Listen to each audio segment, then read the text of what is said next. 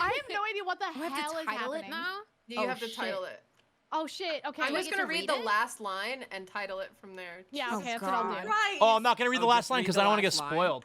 You're right. You're right. You're right. I don't want to get spoiled. Also, I don't know who did this one, but it's really fucking funny. Last updated.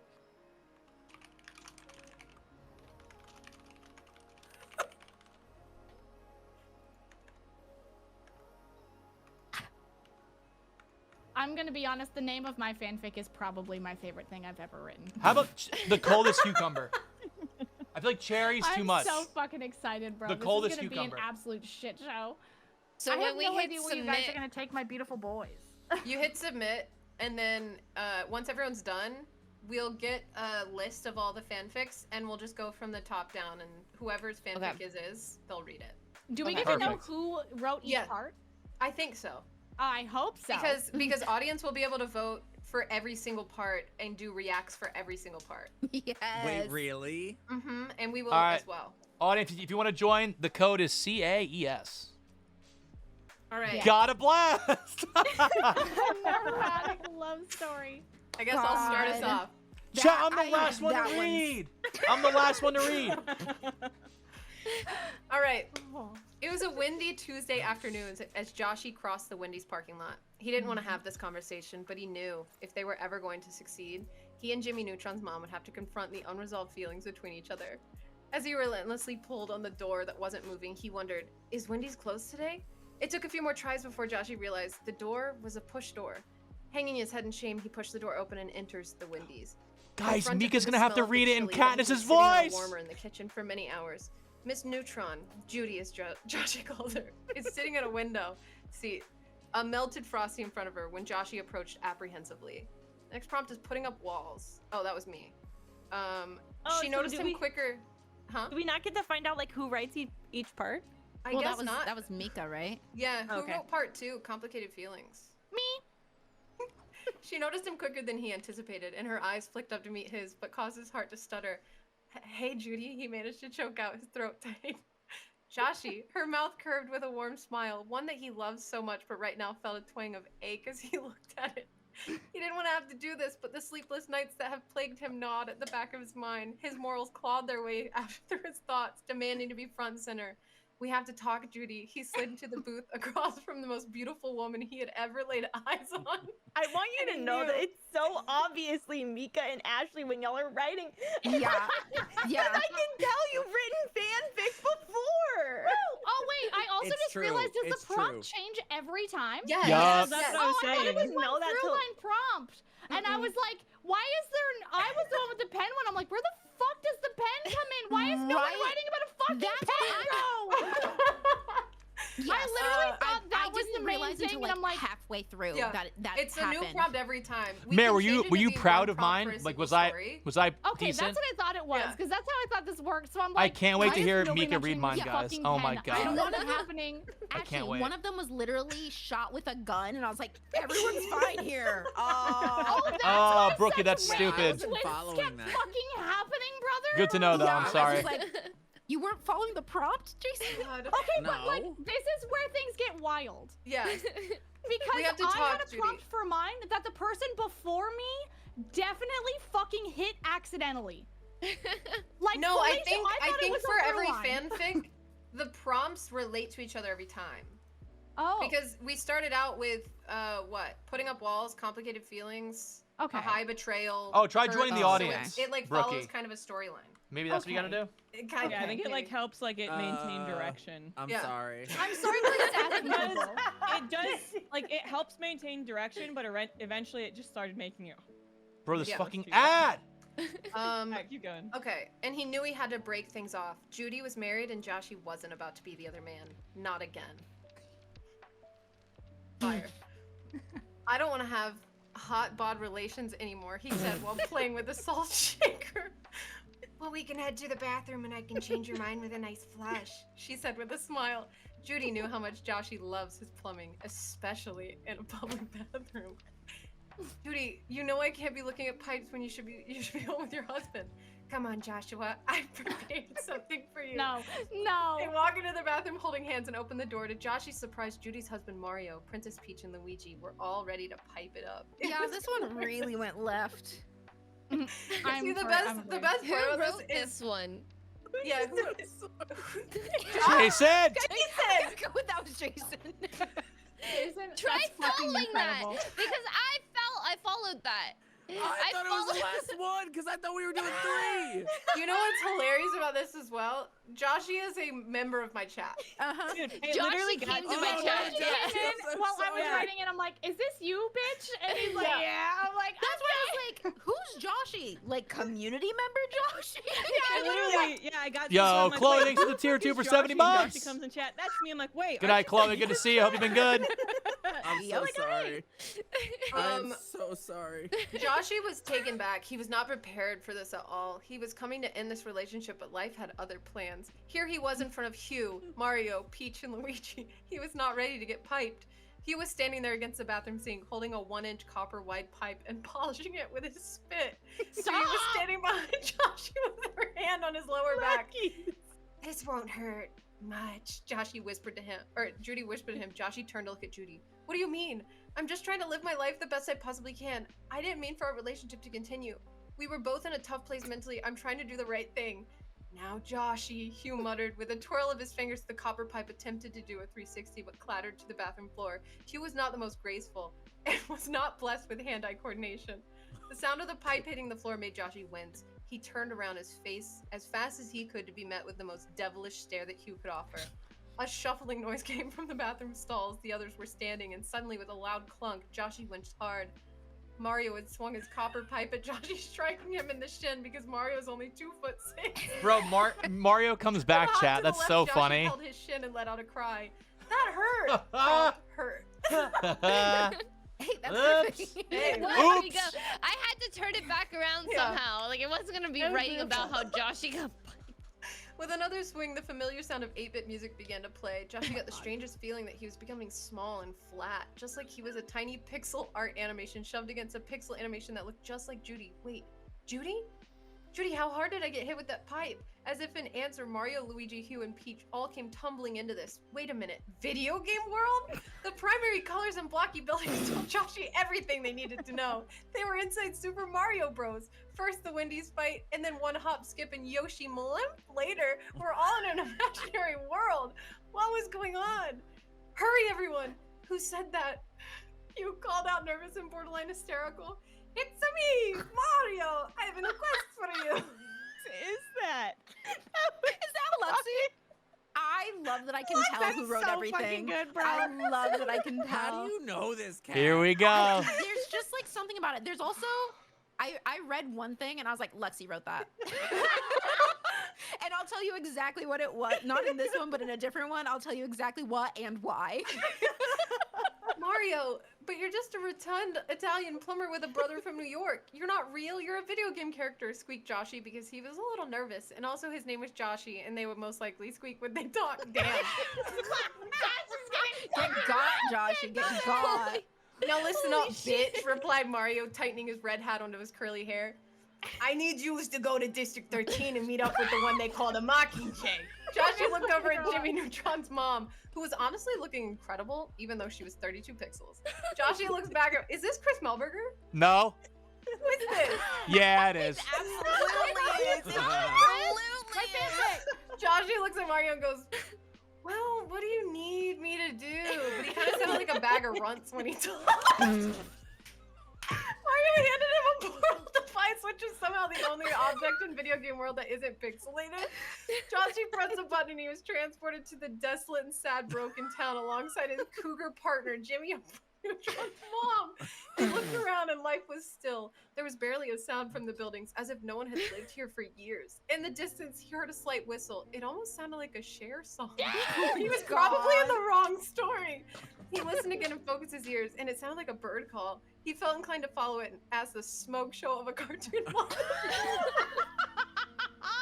Yo, crazy you think like Judy's hot or something, or what? No, I don't know. 25 minutes later, Finally, I can write about her. it ended in clearing right before the woods and it looked terrifying. This was unfortunately where the whistling was coming from. Joshy did a big gulp. Looked over at the dime that was Jimmy Neutron's mom and said, well, I guess we gotta go in. She looked at him wondering why she was wasting her time here, but smiled and said, let's do this thing. As they progressed further into the woods, standing on top of a wildly large stump was none other than Katniss Everdeen. Hello there, it's me, Katniss fucking Everdeen. Joshy pissed himself immediately, and Jimmy Neutron's mom just looked so incredibly good because the sunlight was hitting her in all the correct ways. Welcome to me forest. We need reinforcements to take out the capital. Chortled Katniss. Joshy started to cry. Jimmy's mom was just so fucking hot. Katniss looked at her new potential companions and couldn't believe her eyes. Now, what's your name, mister, and yours, miss? She asked, but it sounded like she had 20 cookies in her mouth. Joshy passed out. Jimmy's mom walked over to Katniss and looked in her eyes. It's been years since she felt this way. She was in an unhappy marriage, had an ungrateful genius son, and was objectively deprived of her life. Katniss was a little confused at the way Jimmy Neutron's mom was looking at her. Oh, is everything okay with you? She farted out of her mouth. The fact that it's catching fire and you put Katniss in this, Jesus Christ. Wait, that's good. It's so good. I was like, why is it Hunger Games? And then I saw catching fire as the prompt. I'm like, Mika, I'm so happy you read that. Oh my god. I really wish I would have known it was that. Yeah, that's not that. Like, I was trying to Let me just understand the tell accent you. when I was reading it. I was... Oh. Everything is perfect, Jimmy Neutron's mom yelled. I have been waiting for a free moment to tell someone about this, and now that Joshy has passed out, I finally can. Katniss looks at Jimmy Neutron's mom confused. Well, what is it? Jimmy Neutron's mom takes a moment, then begins. Joshy is really Jimmy's dad. I'm madly in love with Joshy and haven't been able to figure out how to tell Joshy this news and how in love with Joshy that I, Jimmy Neutron's mom, am. Katniss just looked at Jimmy's mom confused, wondering why the hell they came all this way just for Jimmy Neutron's mom to tell her this in this moment of all moments. Katniss then took the portal gun, made their own portal, looked back at them as Joshy began to come to, and just put up 3 fingers and walked through the portal. Wrote her out. She's gone. Joshy I then hate stood to up. tell you. Really fucking confused and asked, what did I miss? Jimmy Neutron's mom looked into Joshy's eyes and began, it's time I come clean. Joshy, you are the father of Jimmy. That's why Jimmy is named Jimmy, because I couldn't be that obvious and just straight up name him Joshy Neutron. Joshy's eyes lit up with excitement as Jimmy Neutron's mom closed her eyes and went in for a kiss. Nothing too crazy, but a respectful caring kiss, as this story is meant for all ages. Joshy, Jimmy Neutron's mom yelled. I'm still madly in love with you, just as I was when we met up all those years before Jimmy was born. Also, Jimmy totally knows and found out he was like 3 years old and had his first brain blast. Thank you so much for being the reason that Jimmy's so smart, Joshy. Really, thank you so much. Did In Josh that write moment, this part? a portal opened just beside them, but this time Jimmy Neutron ran through its arms open, running towards Joshy to give them a big son-to-father hug. They then heard the sound of a crowd go, "Aww," and all look at each other confused because there's no one else there. Okay, Vibe vibe shift. you. Vibe shift. Or so they thought. Vibe shift. I conquered the capital, and I'll conquer this challenge too. Screens light up the room around her, and every monitor showed a different angle of Joshy and Jimmy Neutron's mom. Reader's note, Jimmy Neutron's mom will be shorthand or nickname. You choose your poison. nice. The production board in front of her had a large, glaringly blinding red button below the word live signal. She still had at least one more portal to use, and she knew exactly how she would get her revenge. Katniss held the gun in front of her and shot, portal opening wide. She stepped through. On the other side was dark and cold, but she could see in the dim lighting of all the machines around her. Jimmy's lab. She had finally made it into Jimmy's lab. He had been experimenting on a few extraordinary abilities that he was hoping to test on humans to give them powers you've only seen in fantasy books. Katniss wandered quietly through the lab, looking through notes and glancing at each odd-looking potion-esque bottle. Surely one of these would help her in her quest to destroy Joshy. Jimmy and Jimmy Neutron's mom. She was willing to risk it all to make sure she could do that. Grabbing the closest, brightest vial nearest her, she shotgunned it down her gullet and made her run through the laboratory doors. Fire roared in her skull. I'm the girl on fire. I'll destroy you, Jimmy Neutron's mum. Joshy, Jimmy, and Jimmy Neutron all gasped Hannah? alongside the studio. And as they did, a roaring flame escaped from Katniss's being, engulfing them all. Katniss, watching the fire rage before her, turned to walk away, like one of those really cool action movies, and said, "And this is your end." Yeah! Yes. We did it. So good. And that's only one of them. That was one, guys. That's only one. That was only one. Yeah. Wow. Also, You chat, guys- make sure you're reacting. Yeah. You Oh, yeah, guys, react, can you guys. guys. Click on these, or when I click them, they come up. I can you click can on click them on as we each go through them. box, yeah. Oh yeah, Okay, cool. I clicked on the first one, then I got distracted. So Oh hold my on, god, let me Pikachu just- Collins next. Make sure you react, yeah. Oh my god, Mine all won't let me these are react. so good. I feel attached to all these. Is this Yeah. D&D? Oh, The next one's from Lexi. why? What? Can we react as well or no? Yeah, yeah. Yeah, you can react to everything but your own writing. Okay, it's not letting me, so. Oh, Oh well. Who cares? We're having fun, right? Okay, can Okay. somebody else read mine though? Everyone gets an A+. I can read You it don't want for to read you. yours? I can read it. Thanks, Kat. Oh, it's Pikachu in color. Oh, good. oh great, this is fantastic. Oh no. I'll say I haven't done a Jason. Pikachu voice in a while. I can't click on it though, so I think you have to click on it first. I Maybe- did oh click wait, on there- it. I did. proceed to bonus votes. What? You have to go I can't click on it. click I to think you have react to and then go back, and then make it Did should you be open. react on the the first other. one? I can't react. No, you Wait, just let me click go it to and your it'll bring you back to stream. the. You gotta You gotta- click between each chapter. You gotta click on the icons to react, and then you Yeah. click react. There's literally little emojis between Oh, each. I was chapter. like, There's what do all those emojis. mean? Yo, Michelle, okay, let's give me go. a moment. And each emoji is worth 100 points, so you can Brenna, that was award great. up to 700 points for each writing. Oh Oh, my you can god, keep I'm the doing it? first story. Mhm. Oh, I reacted to all of them. They all deserve. Oh my love. god, I didn't I love understand I that this. part. reacted to all of them too. This is Same. fun. I even went back and reacted twice to all of them. Code is CAES. Definitely not clicking 4. Oh fuck! Is that good? I think I did it. Okay. Beautiful. Cool. Okay. It was the 2023. Edward Cullen and Pikachu were the best there ever was. They dropped Bella off at the Leaf Gym because she kind of sucked at Pokemon battles. Through their friendship, Edward started to believe that Pikachu was actually a vampire. He wasn't 100% sure since Pikachu is the second living creature ever whose mind he cannot read. Bella became very jealous of this fact. Edward Cullen decided to confront Pikachu about this. Pikachu, you gotta tell me the truth. Are you a vampire or nah? Be honest, and like, if you are, why are your eyes red? Are you not a vegan vampire like us? This is where pi 3.14, Edward's favorite math equation since he's been in This high is where I school for spilled my beer. 400 years. It's totally not weird though. Since Bella is out of the picture, Edward needed to keep his mind alert and focused. So he of course brought Pikachu to the local hardware store with him so they could look at propane tanks. They started to browse the aisles, looking at numerous tools, bags of sand, and glue and tacks. It was a 45-year-old man's wet dream. I'm sorry. Pikachu got a little excited and started sparking because he hadn't seen so many cool things in his life. Edward got nervous because the sparks almost touched the car battery that was on the shelf next to them. This was the first moment where Edward felt genuine fear for the safety of his little furry yellow friend. Pikachu looked back at Edward with kind eyes and remembered a friend from years ago who treated him the same way. A singular tear fell from Pikachu's eye as he looked over at Edward. Edward said, "Hey, let's get out of here. I want to show you something." Pikachu, without hesitation, said, "Pika-pee." And they walked to a grass field right next to the hardware store. Edward turned to Pikachu as the sun rose and said, "This is the skin of a killer, Pikachu," and started to glow in a beautiful, fantastic way. Pikachu could not believe his glossy black eyes. He was genuinely shocked at how sparkly this 1,000-year-old man was.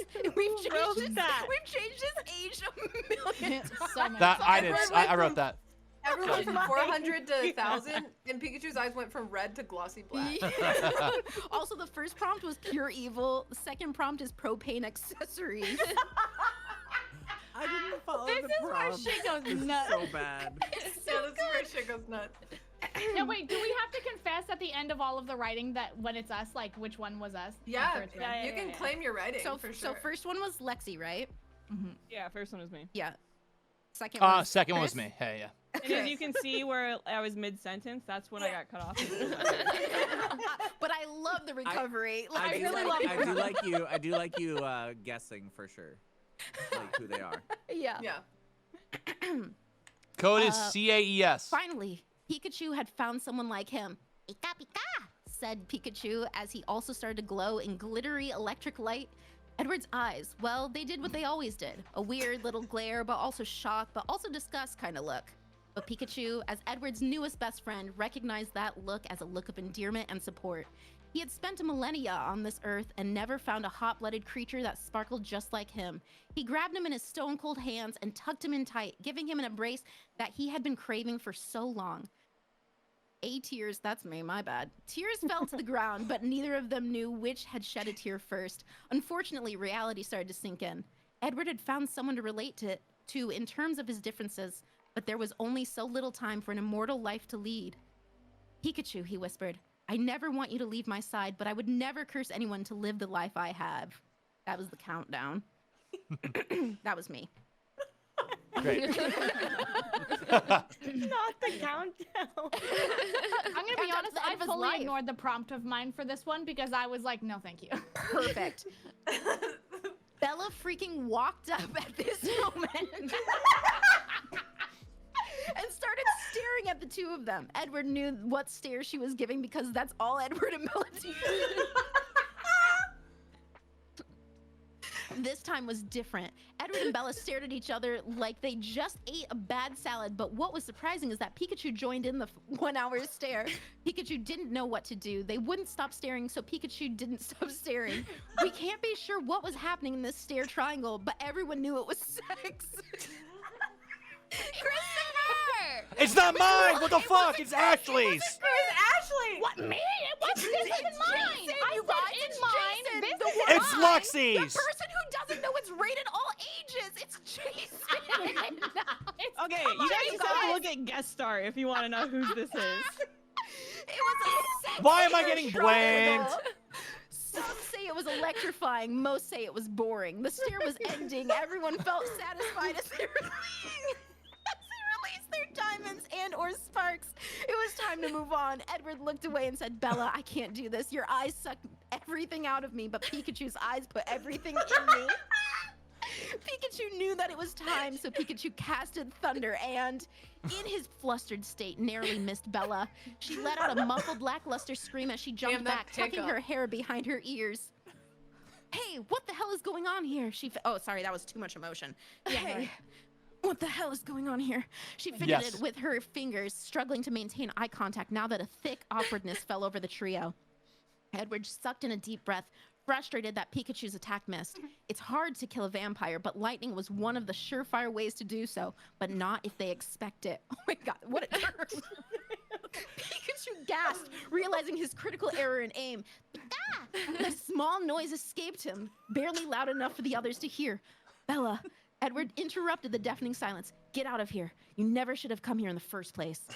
She furrowed her brows, a sharp glare of anger and betrayal pointing at her, I suppose now, ex-lover. What did I do, Edward? What could you get from this little yellow freak that I can't give you? I gave you everything. My life, all of it. I just watched Twilight. I was barely an adult when you took everything from me. Everything I could have been. The hurt in her voice, it could have just been her, who knows if it was her, was like daggers being thrown at Edward. Pain ached into his chest, but he tried his best to swallow it down. Bella, I can't do this anymore. I thought I was happy, I thought I was fulfilled, but it turns out love isn't everything. What I needed was a companion, one that filled me with joy, not worry, rage, fear. Prompt, cats and dogs. That was me, by the way. I literally was like, I'm not putting cats and dogs into this. Go fuck yourself. I'm making this dramatic. Go fuck yourself. Oh my god. Bella trembled with rage. How could he do this? How could he leave her? How could he carve her heart out like this over a mutated, overgrown rat, no less? Edward, don't do this, she pleaded with him. It's already done. I don't choose you. Just watch this movie. I just watched this one. He turned his baseball cap forward and walked over to where Pikachu was waiting, curse his immortal hearing because even though he wasn't looking as he walked off the field, hand in hand with Pikachu, he could hear the gut-wrenching sobs coming from his basic-ass ex, Bella Swan, as he left there in the middle of a field. Honestly, kind of a step up from the last time he left her. police here, she could see the road and wouldn't get lost in a forest. People would just think she's weird for laying in the middle of a field. He shrugged and squeezed Pikachu's tiny hand, nestled within his as they got into his 2007 Volvo and sped off. Amazing. Don't know who that one is. You're Like, welcome. oh, is it you? The prompt was carving, so I started out with being like, he carves her heart out. I don't know. Fuck it. Check. Move on. Okay. What is Fucking this ad. next prompt? The next promise makes no fucking sense. So here As we go. Edward and Pikachu were driving down a winding road, he heard a melody that he was not familiar with. It was intoxicating. It was calling for him to pull over and walk into the woods. All he wanted to do was drive off into whatever sunset the rainy town of Forks, Washington was able to offer. The melody got louder. He couldn't resist it anymore. It was like a beckoning. He had to pull over, but there was nowhere safe to park the car. So he stopped, right in the middle of the lane, like the selfish bastard that he is. He parked the car and threw open his door. Without a thought, starting to make his way into the woods. Pikachu sat in the passenger seat and just watched. Pika? The melody got louder as Edward started his weird-ass run towards the source of the music. Finally, he got to a clearing that was surrounded by a circle of trees, mushrooms, and lightning bugs just covering the ground. Hi, honey. Welcome home. There it was. The ethereal wood elf humming their siren-like song, calling Edward to witness them. That was Oh, me. That was God. boring compared to What everybody the else. Oh, the wood elf beckons. So good. That was great. I love I that didn't you know what to immediately do. retcon so many of the fucking characters in these games. 100%. We're like, That's "Man, so out of good." here, and you're in. But it wasn't a wood elf at all. Oh, bye. It was Jigglypuff. Yes! Oh! Jigglypuff, Jigglypuff. The sweet but strange little pink creature sang. Edward started falling into an immortal, coffinless sleep when all of a sudden, Bars.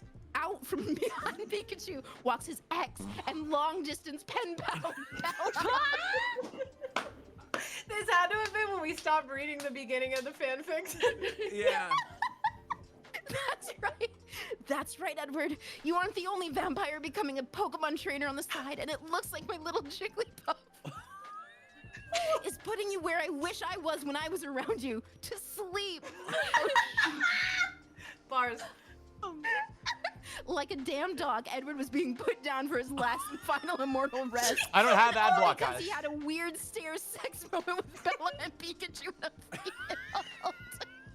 I'm gonna actually piss myself. That's funny. Living lives to Jigglypuff's version of Claire de Lune. Edward whispers out, reaching a hand back to his Volvo. Pika. Is Edward saying? Yes.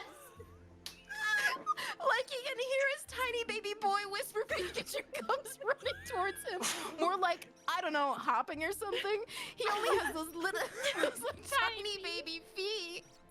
Pikachu!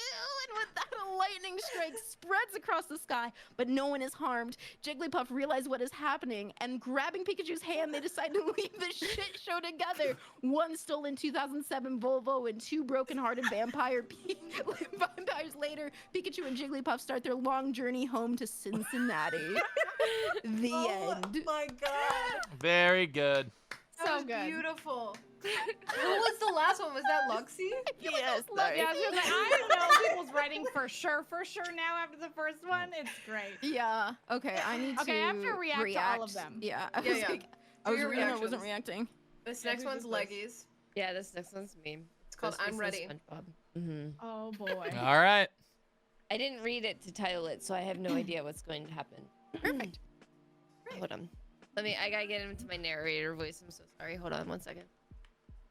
Okay. The sirens were going off in the distance as Ghostface was rushing through the house. He was not ready for this. He did not prepare. He looked over at the nightstand as he was grabbing the important things that he needed, his wallet, a flashlight, and his favorite knife. He made contact with the small square yellow sponge that was touching the side of the fishbowl next to his bed. Those large eyes looked scared and not knowing what to do. Ghostface took a deep breath and looked at his hands. He didn't have any pockets to put these things in, away to carry the fishbowl. I'm sorry, I don't know what to do. SpongeBob looked down at the ground and let out a deep sigh before looking at the window and seeing the storm approaching closer. He looked back at Ghostface and touched his hand to the glass. I'm ready. Claim it. Who's claiming it? That's No, that's me. Leggies. And that's Leggies. Leggies Oh, started that's it. this My is you. prom- Okay, okay. Yeah, okay. That's My the prompt start. is tornado. That's beautiful. Beautiful. Okay. Yeah, if this was tornado, well, we'll see where this goes. SpongeBob wetly stepped across the window. What? So stepped across the windowsill. I can't. Why? Towards the desk beside the bed. They're covered in erasers, shaving, and smudge marks with their favorite sketch pad. He took a moment to think of all the nights that he and Ghostface stayed up sketching and drawing and bonding with each other over their shared love of art. SpongeBob knew that Ghostface's hands were full, so he took it upon himself to open the sketch bag to the pad to the next blank page and heft the large number 2 pencil over his shoulder. As he took another deep breath, he glanced behind him to the shadowy man that he loved.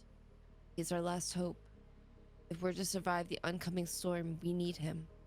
We need Doodle Bob.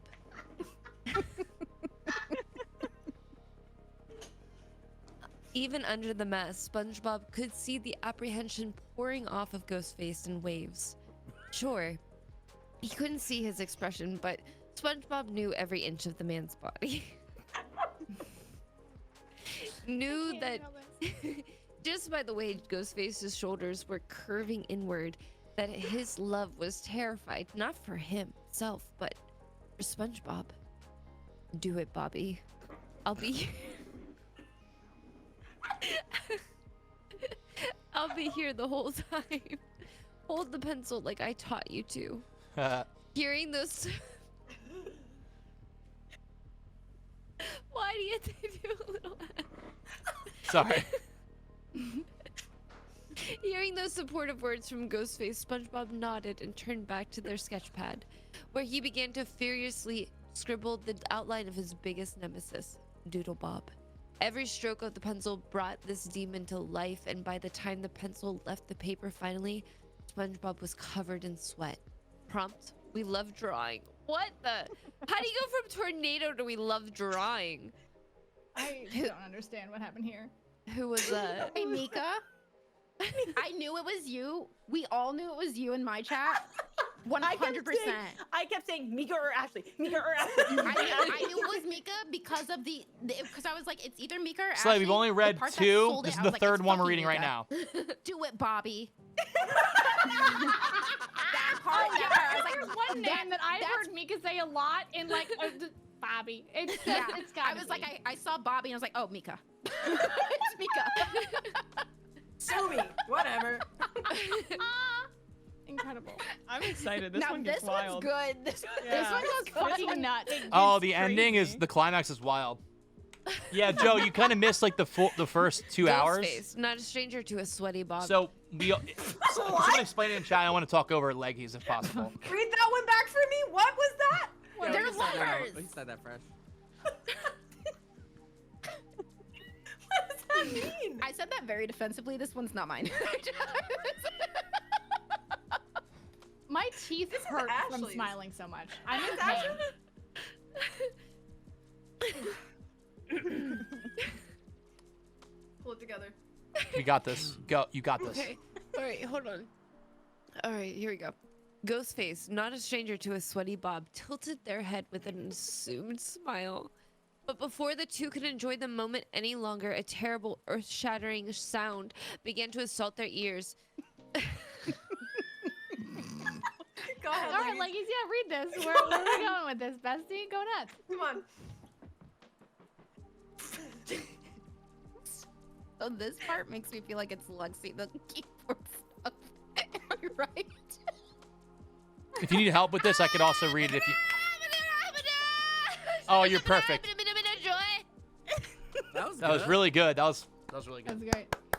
Perfect job. SpongeBob left crying, like literally crying just thinking about it. SpongeBob looked at what he had done. Could Doodle Bob really save them from the end times? They would have to interview Doodle Loodle. Wait, what? New character just dropped. It's a nickname, okay? Oh, we can say Bobby, but not Doodle Doodle. Thank you, Cat. I'm all about the nicknames. Yeah, Oh, it's a I love- nickname, I love sorry. nicknames. Doodle Doodle for the secrets of the nuclear fission plant codes? Fission, yeah. Fission? Okay, cool. But, but how could that possibly understand him? Ghostface took a deep breath and gently grabbed little Bobby's hand.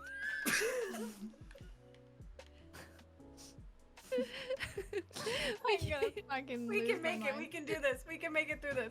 We can do this together. It only gets worse. It's the worst part. I think. Oh yeah. We can do this together. With a nod, Bobby turns back to Doodle. What have you done with the top secret nuclear codes? Me hoi, me hori, me joy, me hoi. He's yelled.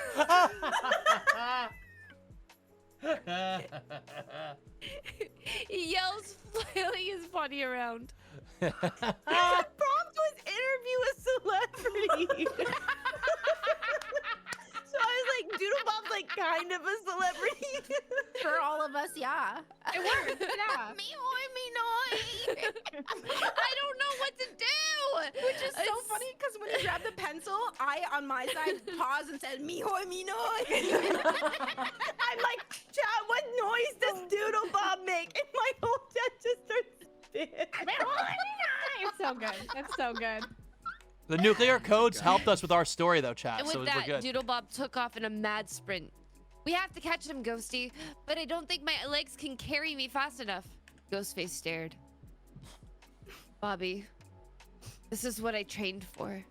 All those long nights away, all those survivors' lives ended.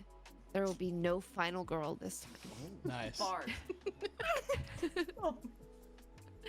SpongeBob watched as the love of his life went into a deep, prowling squat For fuck's sakes. Okay, DBD. and began to walk away.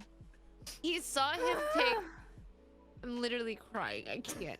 He saw him take his blade and slowly start to lift it above his head and stare after the form of Doodle Bob in the distance. There was an eerie uncomfortability in the air, and he saw it. Doodle Bob stumbled in his step, turned around to face Ghostface, but it was too late. With one smooth movement, SpongeBob saw his beloved leap and slice through the doodle papery form. Okay, now act like you've been stabbed. Yep. Yep. How are they gonna get the nuclear code? Oh, no. Oh, just you wait. Yeah. Come on, leggies. Boy. Inoy. Perfect, nailed it. Wow. It's like I'm there. Art, honestly. And then the fiber made being crumbled to the ground. You will tell us where the nuclear codes are, and this will be your shredful ending, Doodle Bob. The red ink began to run down the paper's front page. Front page. These were the final moments, and we had to make them count. Please, Doodle, we need you to tell us. Save yourself and save the world. Who killed Doodle Bob? I just keep Lexi? going. You'll find That was out. me. No, that was not me. That was me. But I also would love, because I saw how this one began, imagine if someone did the whole prompt in Doodle Bob.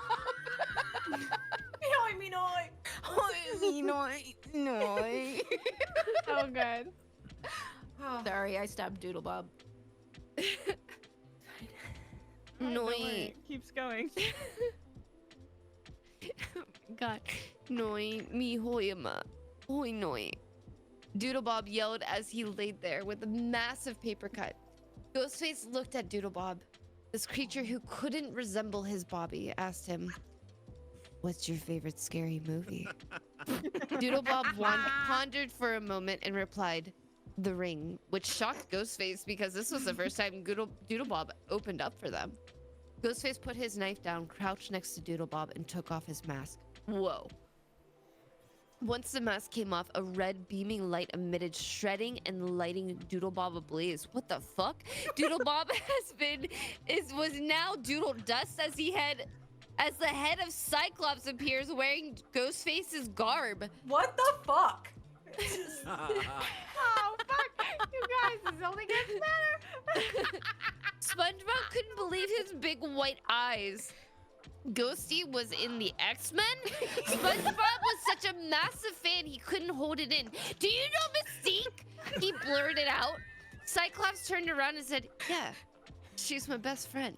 And SpongeBob started to cry happy tears. Cyclops and SpongeBob looked at the dust pile of what was once Doodlebob and realized that they wouldn't be getting the nuclear codes. They held hands, realizing that this would probably be it.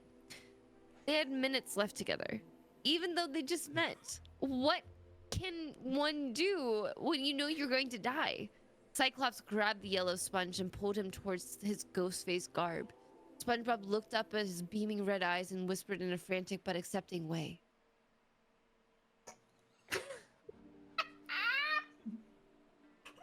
Go ahead, Leggies. Leggies. You gotta say it. Sound like really excited about it. Come on. Come on. I'm ready. I'm ready. Oh, that was mine. Okay. Oh, was Yeah. it Chris? Was Yeah. it really yours, Chris? Yeah, my Remember when I prompt said was that one of these was the Cyclops. craziest thing. The Cyclops Club. Yeah, the Cyclops Club. I saw the prompt now. This is the what? craziest one I read. I wonder why. I'm I scared. literally was No. not fucking prepared for anything that happened in this one. But yeah, let's continue. Just cause. Let's just let her roll. Yeah. It was in that moment Ghostface stopped and had an idea. Bobby, I got an idea. Ghostface, who we just learned is also Cyclops from X-Men, grabbed his phone and began to look through his contacts as he asked SpongeBob to redraw Doodlebob. The phone rang for a few moments, then someone on the other line answered. How have you been, buddy? Still doing okay with Gene Pass? Since Gene Pass? Professor X was asked from the phone. We don't have time, Ghostface yells. Oh, we don't have time! Ghostface yells. Professor X, I need you to read this weird sponge drawing's crazy mind to get the codes to save the world before it is too late and we all die. In that moment, SpongeBob finished drawing Doodlebob back up and Doodlebob stood up angry as ever, but in that moment in time freezes as he was unable to move. 8008135. Boobies upside down. That's the code, Professor X yells to Ghostface, who he, again, just learned is Cyclops. Thank you, he yells back as he hangs up the phone and lasers down Doodlebob yet again. Time then continues, and Ghostface looks deep into SpongeBob's eyes and says, I can save us. We're going to make it. He then picks up Bobby Fishbowl and runs from the door after putting his mask back on so no one else knows that he is a hero who has been a villain this whole time for literal years. Oh, dude. That one was mine. I was gonna say, is that Lexi? That one was mine. Yeah. The code is amazing. Yeah, nice boobies code. Yeah. Yeah. This made me cheer real loud. Yep. Yeah. SpongeBob stopped in his tracks and said, how do you know the code? And Cyclops explained how Professor X is a creepy mind reader. SpongeBob knew that Prof didn't just see the code, but saw SpongeBob's deepest, darkest secret. I have a feeling I should leave, Sponge said. While kicking a rock on the ground. Spongy said while kicking a rock on the ground. Ghost Clops. Ghost Clops! Let's go. Let's go. Couldn't bear to leave Spongy and knew it was time was not on their side. So Ghost Clops asked SpongeBob what was wrong. Professor X knows what I did, and SpongeBob immediately burst into tears. X doesn't give a poop what you did before. He taught me releasing myself to a pick of Huh? Jason! Jason! Jason! Sully! Jason Sully! What do you mean releasing Jason? What do you mean I all was trying to ages? be a little more all ages, so I was being like a little like. Releasing what? what?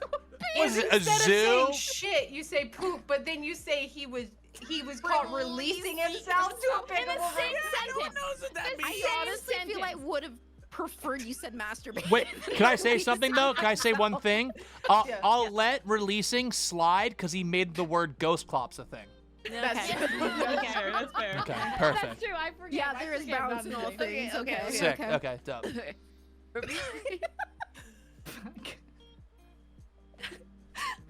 Replied I need Weird to just make a laws laugh and- after that, I think.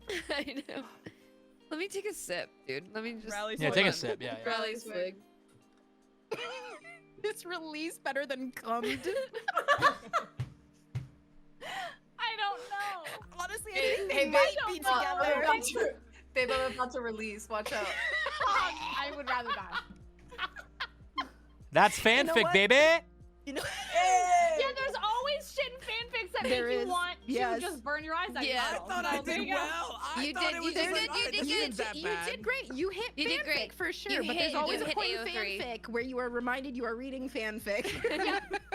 You would get so many hits on Wattpad with this. You Oh, would. and AO Real and love. AO3, This am I is right, nuts. chat? Copy paste. 100%. Copy paste. 100%. Thanks, man. All right. Aggies, please, I need to know what happens next. Yeah, please. I'm fiending over here. I'm gonna rewind it back just a hot second. Okay. X doesn't Great. give a poop what you did before. He caught me releasing myself to a picture of Wolverine, replied Ghostclops. Okay, fine. Let's save the world or something. Ghostclops put the code into the doomsday computer refrigerator, and the beeping stopped. Prompt playing a game. Okay, nice word. Sure. I didn't read the prompts. He definitely played something, okay? He I did. did. It was cold. Okay, so I got all of this and I had to end it. So everybody enjoy. Buckle up. Here we go.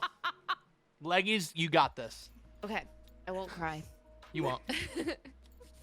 As his fingers remains pressed into the small enter key on the keypad, embarrassment floods his being as he realizes he just told his love that he was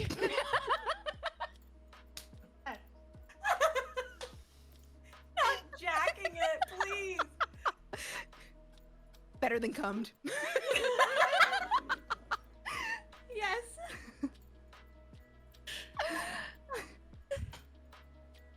He just realized that he told his love that he was jacking it to a photo of Wolverine. As As you if do. SpongeBob could read his thoughts, he puts a small porous hand onto the man's cloaked arm. The shame melts away as as he, Ghostclops, looks over at his yellow absorbent life partner, his eyes searching with the sponges. He finds nothing but acceptance, love, endless love. His heart sings in his chest and his pulse picking up as the reality of what they did rushes through him. They saved the goddamn world and they did it together. SpongeBob crawls, takes a deep gulp of water. Oh, and sorry, crawls... I didn't delete the crawls. I'm sorry. He had to take a drink of water. While we Okay, left the okay, wall. okay. I'm so I'll sorry. reread it. I'll reread it. SpongeBob takes a deep gulp of water and crawls out of his fishbowl, gently reaching up. Kate, to I'm his down. tall king's I'm down. masked Can face. someone in chat who's artistic do that? Thanks. He pauses for a moment. Professor X didn't tell you my secret, did he? Ghostclops shakes his head, his eyes not leaving SpongeBob's. Time stops as the small yellow sponge reaches slowly for his own face, gripping what appears to be the bottom of a mask. Ghostclops' breath hitches in Bro, his imagine throat. the scream What is mask with like going on? red emitting The underneath sponge it. begins to Oh, that's grow sick. as he begins to pull upwards, scratchy 5 o'clock shadow peeking out from underneath the spongy's exterior. Ghostclops drops the fishbowl and the sponge, but he's big enough to catch himself. The mask drops to the floor and Ghostclops is breathless as before him stands his greatest love. Wolverine. He doesn't have time to speak a single word before Wolverine grasps his masked face and presses his lips to it, fulfilling Ghostclops' longtime fantasy. His body felt electric. He grabbed his new lover's face. That was all he ever wanted, all he ever needed. He was happy. I need a moment. GG's. Wow, Congrats what to a Wolverine. home run. What an absolute home run. Way to end that one. Thank you. Wolverine can never die. I'm just reacting to everybody. I just can't. Oh I my cried God. 3 times during that, by the way. God damn. Diners, drive-ins, worry, and guys, we have rings. Guy Oh, Fieri guys, and Frodo we Baggins end this next. one. Was Is it a- SpongeBob I'm gonna go- jacking it, or was Ghostface I'm gonna run to piss real jacking quick. Ghostface was Ghostface was jacking it to He Wolverine. picked for Wolverine. SpongeBob was jacking it to himself? Wait, what? Well, we don't know No. his secret. We never revealed that. No, because- Ghost Clops yeah. was jacking it to Wolverine, and then SpongeBob Yeah. revealed that he's Oh, Wolverine. I thought Yeah. that. I thought SpongeBob was. And I was like, No, oh. SpongeBob's We secret is that he's actually really- So Wolverine. basically, the whole time, Ghostface was Cyclops and SpongeBob was Wolverine. Got it. Yup. Perfect. Oh, It makes okay, sense okay. now that they were solving the It does. world's nuclear issues. Yeah. Yeah. That Like, started what from were the they doing tornado. there? A little more What sense. were they doing Yeah. there? So maybe while we wait, who put in Ghostface? I didn't. I for sure didn't. Oh, I did. Oh, okay, nice.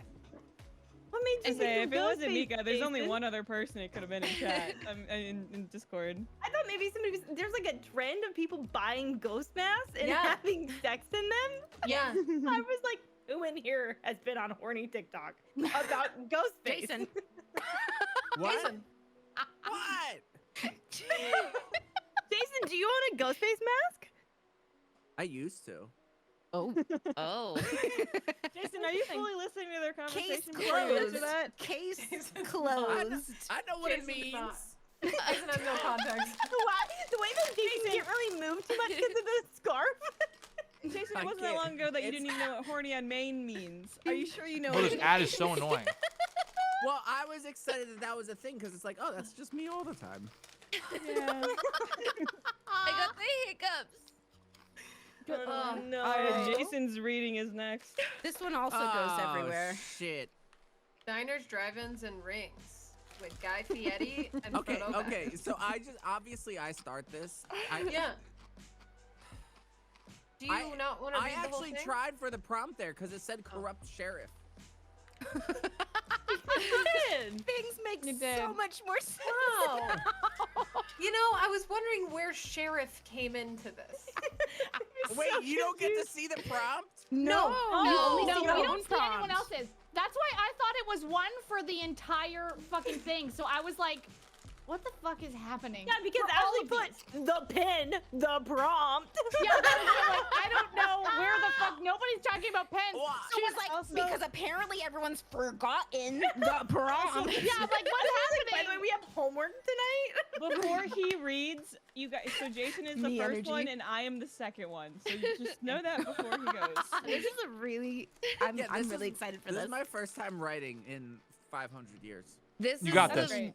This is the fan fiction that made me go, aren't these supposed to be all ages? And I already see that it is not all ages Oh. immediately. No, this is the one where I read the beginning and went, okay. I'm Huh, so it's excited. It's not my fault.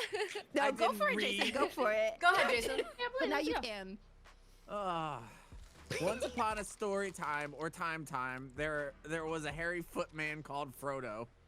He went on some epic quest to destroy a tiny ring. It was quite the adventure, and now he's just sitting at his PC bored as fuck. Yes.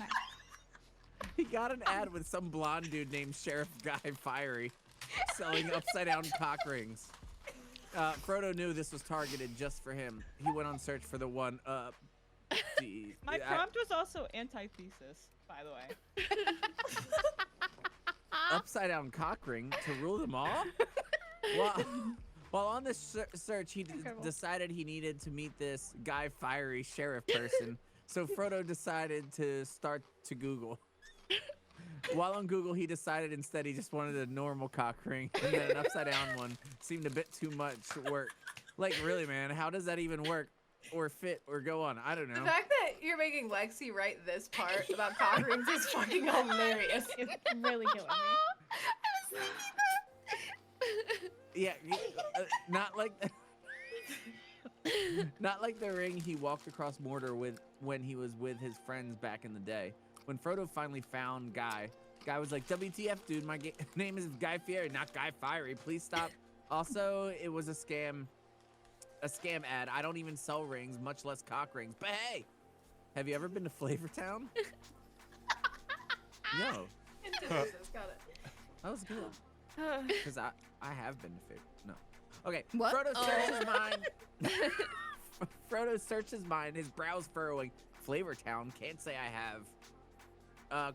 A quick laugh escaped the man before him, his goatee jiggling with joy. What a treat, my new buddy, for I will take you there. He offered Frodo a quick, reassuring smack on the back. To all ages. Before meeting his eyes. What's your name? What's your name? Frodo! He answered quickly, shoving his hand out in greeting almost instinctively. Guy took it with a firm grip and shook once, twice. Nice. Nice. Great to meet you, Frodo. You want to hit the road? I have a list here of some of the nation's great diners, drive-ins, and dives. I gotta hit up, and I'd love to take you with me. He takes a small flip notebook out of the breast pocket of his flamed button-up, followed by a pen. The prompt. Oh, okay. Because my previous one followed my prompt, so I fully thought it was a through line. I'm sorry. Because I had to read 2 things about cock rings and not one pen. I'm like, what's happening? Well, the joke You were was yelling at them for being like, where are the pens? Thing around. Pen could be an abbreviation for something else. Yeah, Yeah. exactly. Shorten it for all ages. I still don't understand how that works. That was just me. As he used it to point each restaurant on the list, Frodo studied the list, not knowing a single establishment on it, but being excited about the prospect of a new adventure nonetheless. Fuck off! He quickly and excitedly grabbed the pen from Guy and used it to point at one restaurant halfway down the list. Mordor's Meats. Ooh. Can we go to this one first? It sounds dangerous and exhilarating, Frodo asked. His pleading eyes meeting Guy's. Sure, bud. Let's go. Incredible. Nice. I like the rhyme. I like the prompt pens. Yeah. Easy. After a long foot hair detangling. I hate that. After a long foot hair detangling session, Guy and Frodo took off in a beautiful red convertible to Mordor's Meats. Frodo had never stepped foot in a diner before, but Guy said this one apparently had a 60s theme. Not sure what that was Frodo imagined being surrounded by 60 of Mordor's biggest meats. Guy, Frodo asked nervously. I don't know. I've never been around that much meat at once. Shut Oh my god. That sounds like... Oh, Sauron's sausage, Frodo. You're gonna love this. First we'll dine in, then we'll drive in, then we'll dive. It's been a while. It's been a while since I've been to a place like this too. But it looks like the meat is back on the menu. Pulling up to Mordor's Meats, Frodo grabbed the car door with sweaty, hairy hands, gathering the strength to perhaps try a new kind of one onion ring. One Onion ring. Oh my God. Onion ring. Oh, Nice. I did not get that at all. He finally good. leaves the car behind. Oh, okay. As the two entered into Mordor's Meats, a cheer rang out. In fact, the cheer almost sounded like a war cry. Guy leaned down towards the hairy hobbit and whispered, "This is the reception when you get when you go around with a guy like me." Frodo's eyes wide as saucers took in the sight in front of him. Uruk-hai were dining at every possible surface, some of them eating straight off the floor, but that wasn't the shocking part. No, the shocking part, they weren't cheering for Guy, they were cheering for Frodo. In a flurry of overwhelming movement, Frodo found himself hoisted up to a VIP table, one that towered over the rest of the restaurant. From here, Frodo felt like the Eye of Sauron itself, looking down at everyone from its advantage point of view. Guy turned to him, shocked, and whispered behind one of their egregiously large menus, "Who are you, little man? What food blog do you run?" "I'm just Frodo," Frodo said in the way that Frodo always says. That seemed like enough of an answer for Guy as he turned back to his menu and began This is so ordering. He Mika's. ordered Chat, this is everything, so Mika's. and I mean everything on the menu, doubles, triples. When Guy was done, the waitress turned to wink at Frodo. "Don't worry, Mr. Baggins. We've got the Frodo finger food special for you." Frodo had no idea what this meant, but didn't speak up as the waitress left. After some awkward conversation, plates began flowing over the table, and Frodo was soon swarmed and dwarfed, hobbited? Under under a mountain of doomful plates, all for Guy, who absolutely demolished them like a professional food critic, because he is. Nice. Finally, the waitress set down a charcuterie board in front of Frodo. Oh, my favorite, he explained, except Frodo's face fell. Where are the olives? The waitress replies, oh, we're out. But then a voice from across the restaurant called out, you can have mine. The prompt was take my olives. Take it, dude. It is Mika, take I knew my that was yours. It's so good. I called it. The Urukai stood from his table and made his way across the floor that was just covered Ew. with bits of meat. Nice. Guy was shoving a fork into his mouth when he looked up. Guys, to see we who end was this one, by offering, the way, so get their ready. Olives. Suddenly, Guy dropped that fork and did a There we wildly are. loud gulp. He knew who this Urukai was. He had a suspicion at his last diner he was being followed. Okay. You see, Guy was on the run from the law. He was trying his best to blend in with the crowd, and through being a food critic was his best disguise. Boy, was he wrong. This undercover cop of Urukai quickly figured out who Guy was. He knew Yo, Dink, hell he yeah. had to bring him in, dead or alive. After taking a good look at Guy and his furry friend, he realized it would be so easy to bring this fugitive in for his crimes. He didn't care that his undercover status was found out. He had a job to do. Frodo had no idea what was happening. Oh, That was- Frodo. God, this That was was like me. a book. Did you get the olives? I think Perhaps so, I like the hope. Lord of the Rings. But this wasn't the first time Frodo had felt clueless. I mean, remember that time Gandalf showed up? What a wild memory. But this couldn't possibly be one of those moments, could it? Frodo sat in the restaurant's booth, kicking his feetsies while shoving fry after fry into his mouth. Guy would have told me if this was one of those kind of moments, wouldn't he? Guy looked up and saw the Urukai looking his way, and he knew he had to do whatever he needed, and he had to do it fast. It was time for him to cause a scene. I would like to speak to a manager. Who owns this establishment? Frodo sat slack-jawed, shocked. Causing a scene like this in a restaurant is not something his longtime friend and comrade would do. In fact, the restaurant business is a fickle thing, and an angry outburst by such a well-known foodie could be the end of a place like this. Guy was never the type to try to destroy a restaurant reputation, so this must in fact be one of those moments. The hustle and bustle of servers panicking while searching for the manager was just enough of a scene and distraction, and Guy knew it was now or never. He grabbed Frodo's arm, looked at him in the eye, and muttered, "Fly, you fool!" And their mad dash for the door began. Oh my god. Nice. Who owns the castle? Here we go. Who owns the castle? Huh? Who owns this establishment? It's so good, Kat. Who It's owns so the good. I castle? honestly was like, this feels too Lord of the Rings nerdy for it to be anybody else. Yeah, All of them are pretty nerdy, but then I'm like, what up, Frodo? Let's go. I also Kat probably only got read the so one right excited before when that. Frodo came up. Oh, I saw Frodo and I was like, yes, and I saw Guy Fieri and I was like, I know nothing about you. That works. Yeah. Frodo and Guy Fieri stormed out of the restaurant as chicken fingers, glass shards, and condiment sauces flew in the air behind them. We really Frodo- lowered the standards of this restaurant. It went from charcuterie We to did. chicken fingers.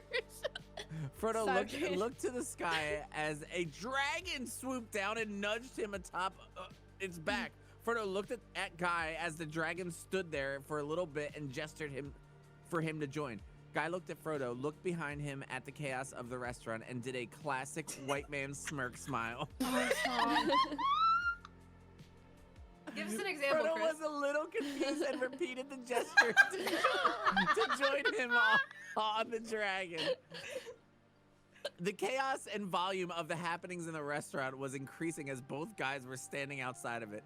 Guy looked at Frodo once more and said, "Babe, I'm the mayor of Flavortown. Go back to the Shire and have some fun."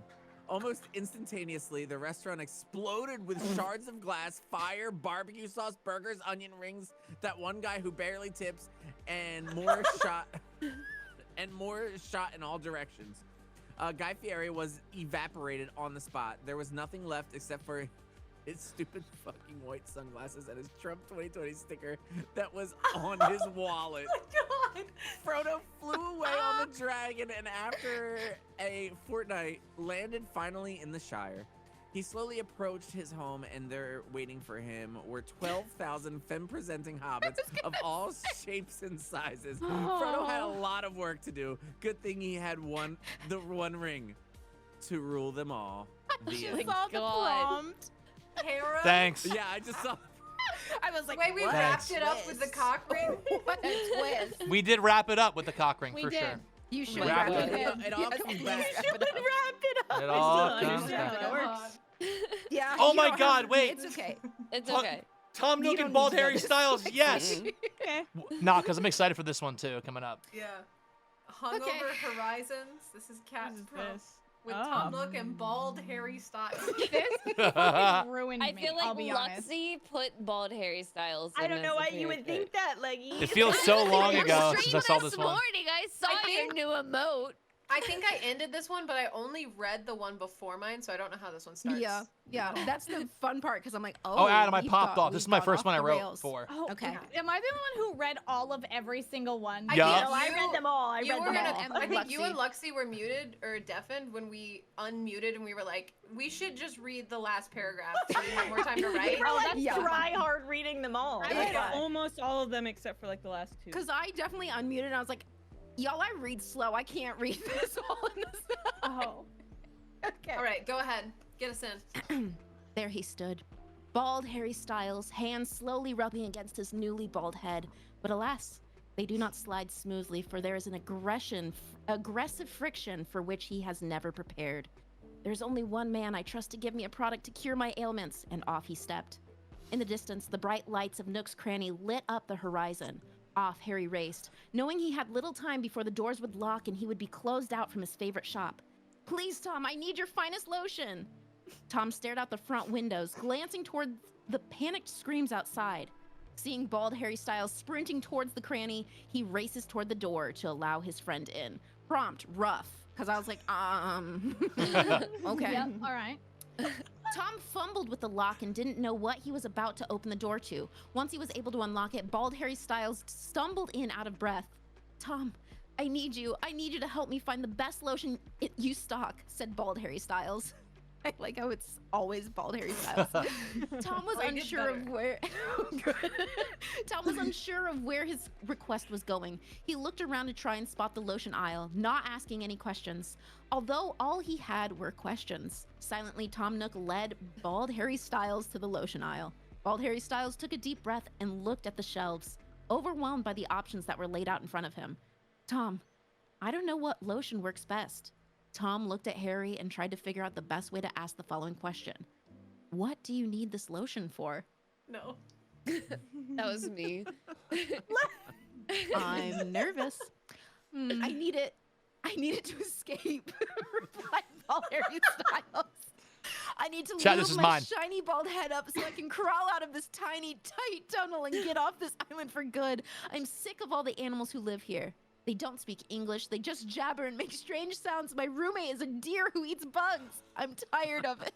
Luxie, was this you? Because it sounds. This is No. Chris. This is Chris me. Melberger. Hey, what's up? Yeah. Bro, as soon as I got Oh to my this, like, God. this tight, tiny tunnel, I'm like, unbirthing? What? Thanks. Tom reaches out his weird little hand and puts it on bald Ham. Harry Styles' shoulder. Huh? Damn. Oh, I thought you said Fuck. ham, and I was like, no, it definitely said hand. Ham. Yeah, ham. And puts it on bald Harry Styles' shoulder. Harry of the bald specimen. You realize I also once tried to escape. I cannot stand this island either, but I found you several months ago, washed ashore on the beach behind Caroline's house. I couldn't take my eyes off of you. I hid behind a peach tree for almost an hour as I listened to you sing to yourself, and it was honestly the best song I ever heard. The best part is that in my head, I'm hearing My chat's actually really disappointed that you're not reading Tom Nook as. Yeah, but like some people can't read it for themselves, you know, vision Chris, stuff. I don't know if you intentionally Yeah. meant to, but Caroline is a Harry Styles song. Like, you got that. Caroline's also born on my birthday, and she's a squirrel. Nice. Oh. Big blue eyes. That's whatever though. Chris, The lore goes huge Animal Crossing Not fan. an Thanks. Animal Crossing. Step aside, Luxie-games. We Yeah, are who? real Animal Crossing. To be fair, at one point, Chris was giving me a run for my money on Animal Crossing. Okay, let's see. Bald Harry Styles couldn't believe it. This was a shock because he didn't even remember how he got to this island in the first place. He just showed up one day, bald as hell. I appreciate that, mate.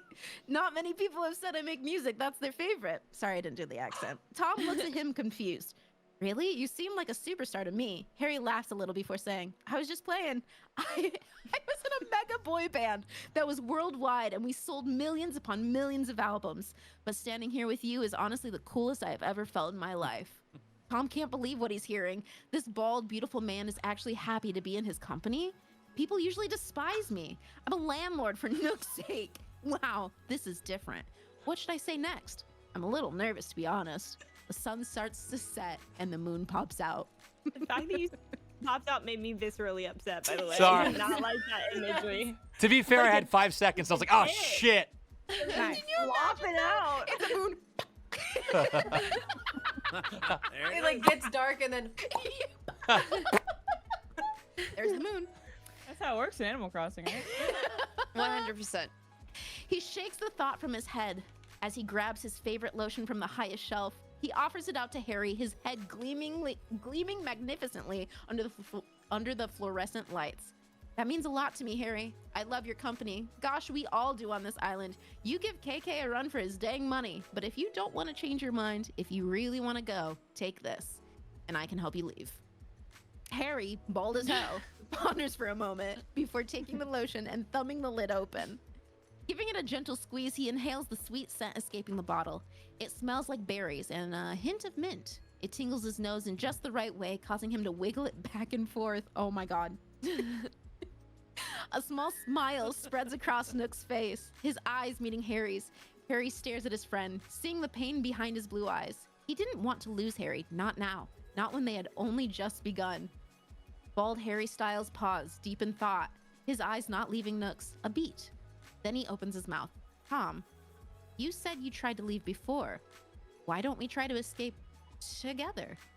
Tom Nook's eyes light up and his stomach rises with a feeling he hasn't felt in at least 4 island resets. Like, Hope. Oh my god. He reaches his hand out, Harry quickly grabbing it. I know the way. It's a straight shot, but hard to find. is he Peter Pan?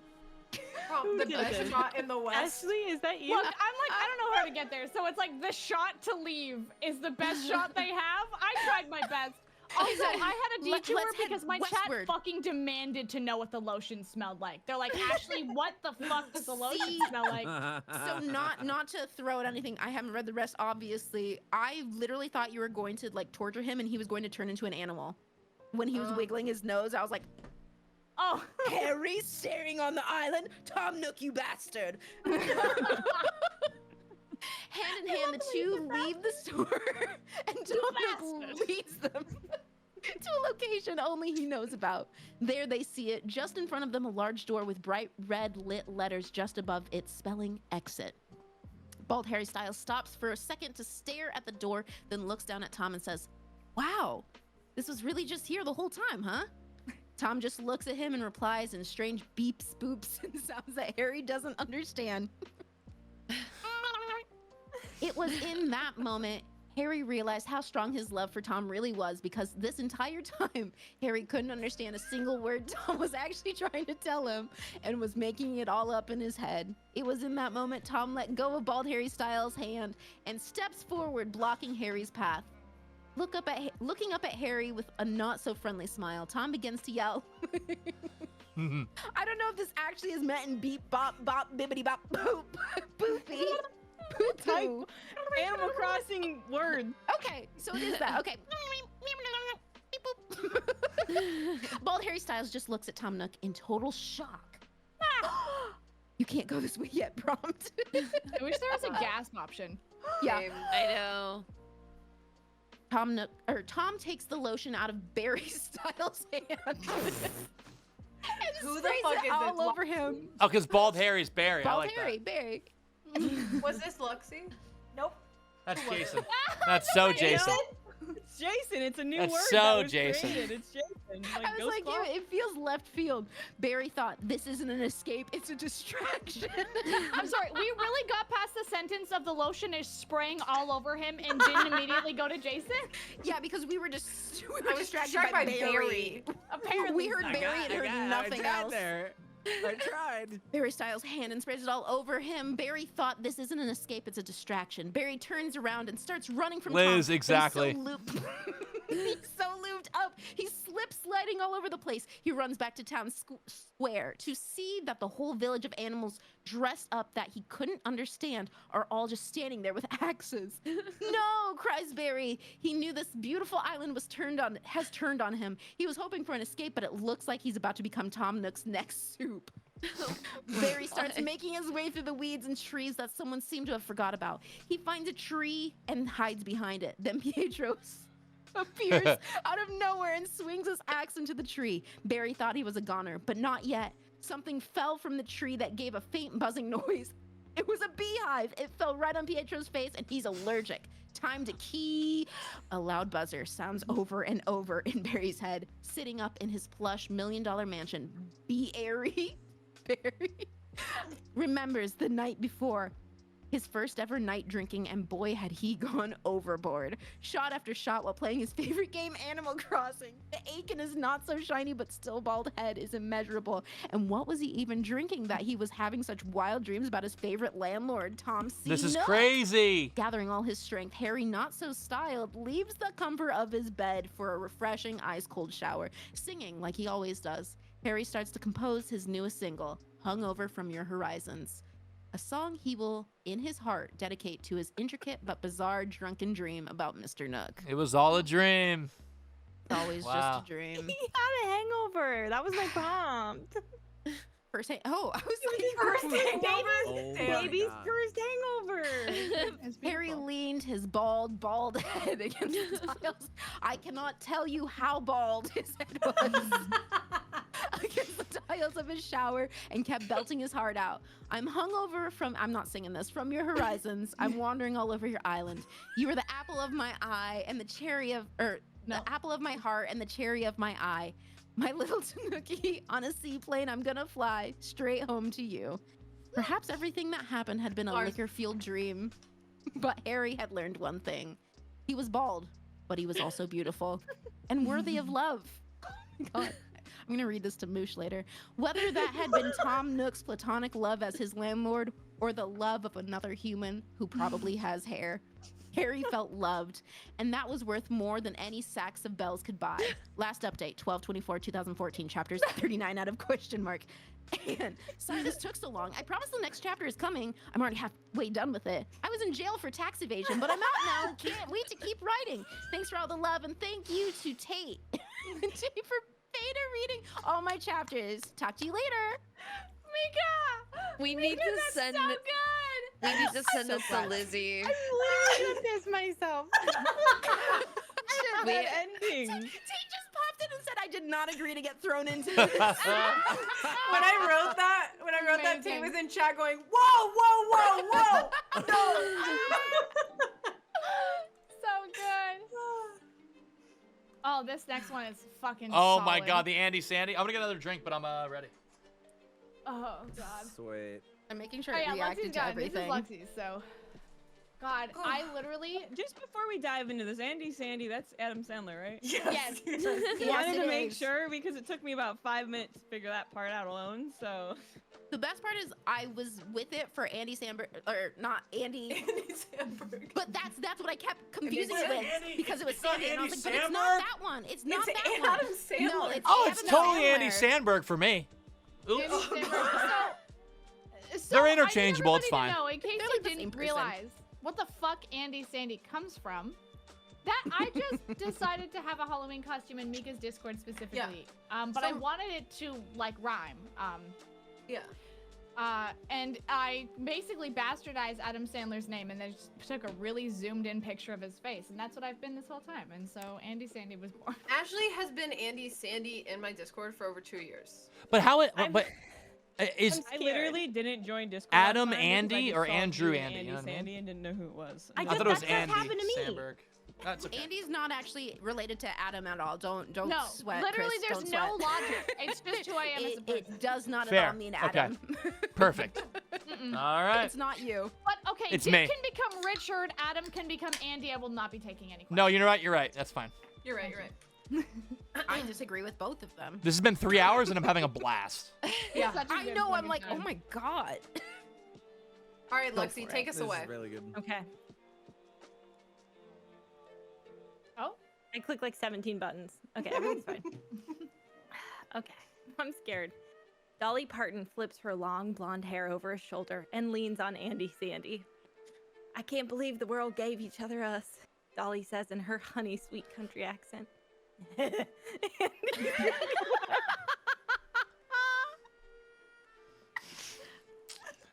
While releasing a gentle but squeaky fart. I should not have taken a sip of wine at that moment. Oh my god. I didn't can't think you would do believe that. I can't believe we both stubbed our toes running to get the newest copy of the Bible by Lady Gaga. Short and Sorry, sweet. my prompt was seeking solace, so It's great. It's so good. what's that smell?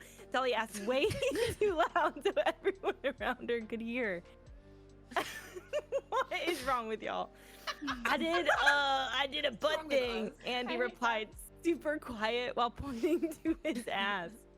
Dolly knew this was the one. After she attempted the fart test, Andy Sandy passed with flying colors. She looked at him and clicked her tongue in a way that geese do before pooping. Andy Sandy wasn't sure what This to do feels with his Jason. action. This is so Jason. Because now Dolly was flapping her arms like she had wings. Are you a bird? He asked Dolly. Dolly stopped her clicking and dropped her arms to her side. Looking to the ground, she replied, I used to be. Andy Sandy touched her shoulder and said, old habits die hard. Jason, the old habit was being a freaking bird. He didn't read prompts. He just Jason doesn't read prompts. Jason doesn't read prompts. That's why. He's prompt list. Oh my God. Sorry. Oh, it's so good. Shut up. I don't even know what I wrote there. I love when everyone reads Jason and goes, "Whose is this?" I'm like, "It's Jason." I can tell it's Jason because he doesn't capitalize pronouns, and that's okay. That's okay. Who cares? Very specific. I don't care. That was not his tell for me at all. Oh, No, I think his tell was everything else. His tell for Fair. me, I did a butt thing. Yeah. Yeah. But I'll add the pronoun thing in too. Oh my God. All right. proper pronouns. Sorry. Well, babe, if you're a bird, I'm a bird. Dolly looked down at Andy in confusion, watching as he pulled his Razor flip phone out of his pocket and started dialing a phone number as if he knew it. Hey, Timmy, I need a favor. I got 2 Lakers courtside tickets with your name on them. If you can give me some in return. Dolly listened, trying to understand the mumbling on the other end of the phone, except this was a 20-year-old flip phone, so even pressed against her ear, it would be hard to tell what was said. As Andy hung up, he grasped Dolly's silicone hand gloves and pulled her down the street. His long, oversized basketball shorts swang in the New York City wind. As they turned a corner, Dolly saw a commotion up ahead. A Mine's large gonna be crowd was so gathering in the much. street, and what could it be? This is Mika. It Yeah, has to yeah, be Dolly. 100%. And I hate Yeah. where she brought it. Just so we're Yeah. all clear. Don't worry, it ends Where quick. goes. It Yeah, does. honestly, this is the best arc I've ever seen in writing. This and then next. Of All all right, the things, I was just like, It has to be Dolly this is would actually rec- where I rolled my eyes. Sorry, Luxie, please continue. Yeah, go on. Dolly would recognize that little twink's sharp jawline anywhere. Andy had called Timothy Shelby Chalamet. I promise it'll make sense. I promise. The new Willy Wonka and was offering him courtside Lakers tickets for a little bit of his Wonka magic. Andy was going to get them both turned into geese for her, for his love for her, for Dolly. Can I just say how thankful I am that this is yours that you're reading, Luxie? Because there are at least 2 people in this call that I don't think could read that one out loud. Oh, I did. Am I not allowed to? You can if you're confident. Oh, I'm confident.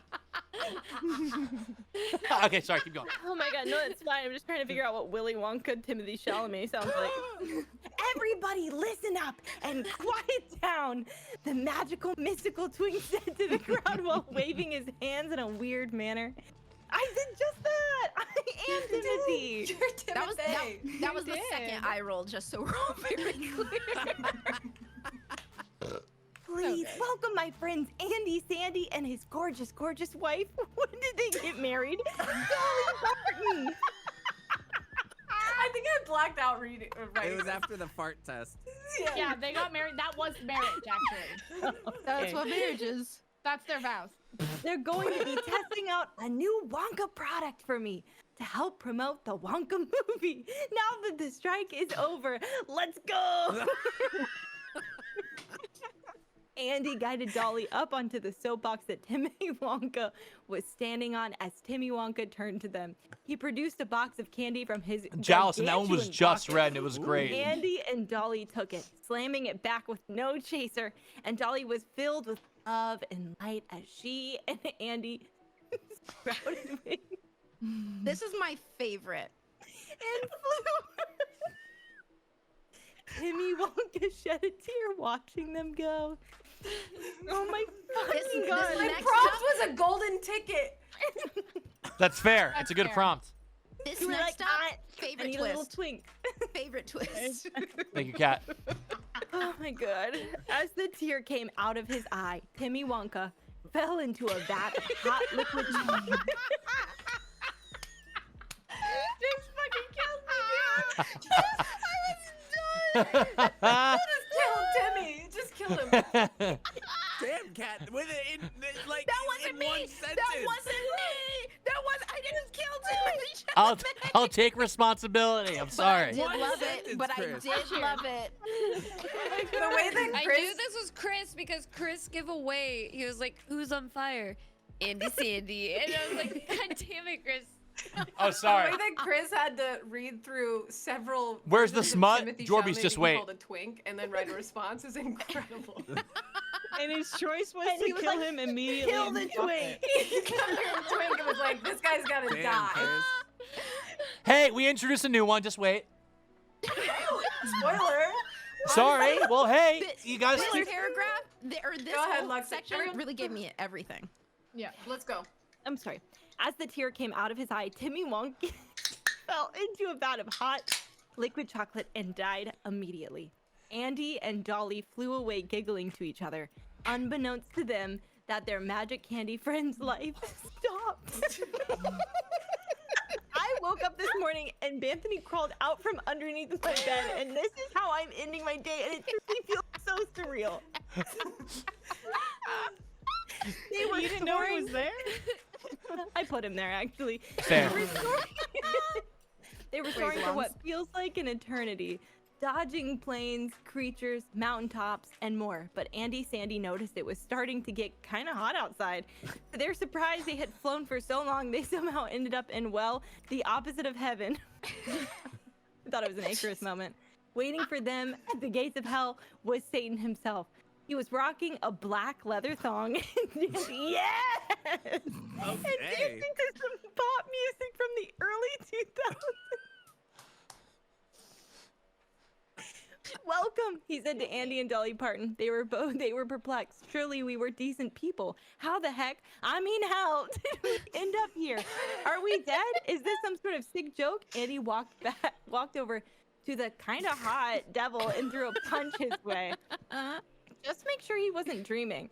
The devil dodged it with ease and tossed a fireball out of his fist as he uppercut Andy Sandy in the gut. Andy fell back as smoke singed off his oversized tee and looked over at his darling wife, Dolly. Well, now, why did you do that? Dolly said with a southern twang. That's my husband, my darling, my light and my life. She expressed a lot of anger, but it was kind of sweet. Kind and sweet. The devil, taken aback because he hadn't seen such honesty and pureness in eons, felt bad. Felt not good. He loved to torture and kill and beat and hurt people. Why was he sad? Why was he changing? He went over to Andy Sandy and helped him up and dusted him off the remaining embers from the flames that were engulfed on his shitty, oversized tea. God damn. Fireballs and uppercuts, by the way. Great. Yeah, I That see was where you good. got there. Yeah. Yeah. That was great. That was Thanks. a fucking heel turn. I'm glad. I'm glad Yes, everyone's it following the was. prompts. Is that supposed to be Little Nas X? Did you make Little Nas X Satan?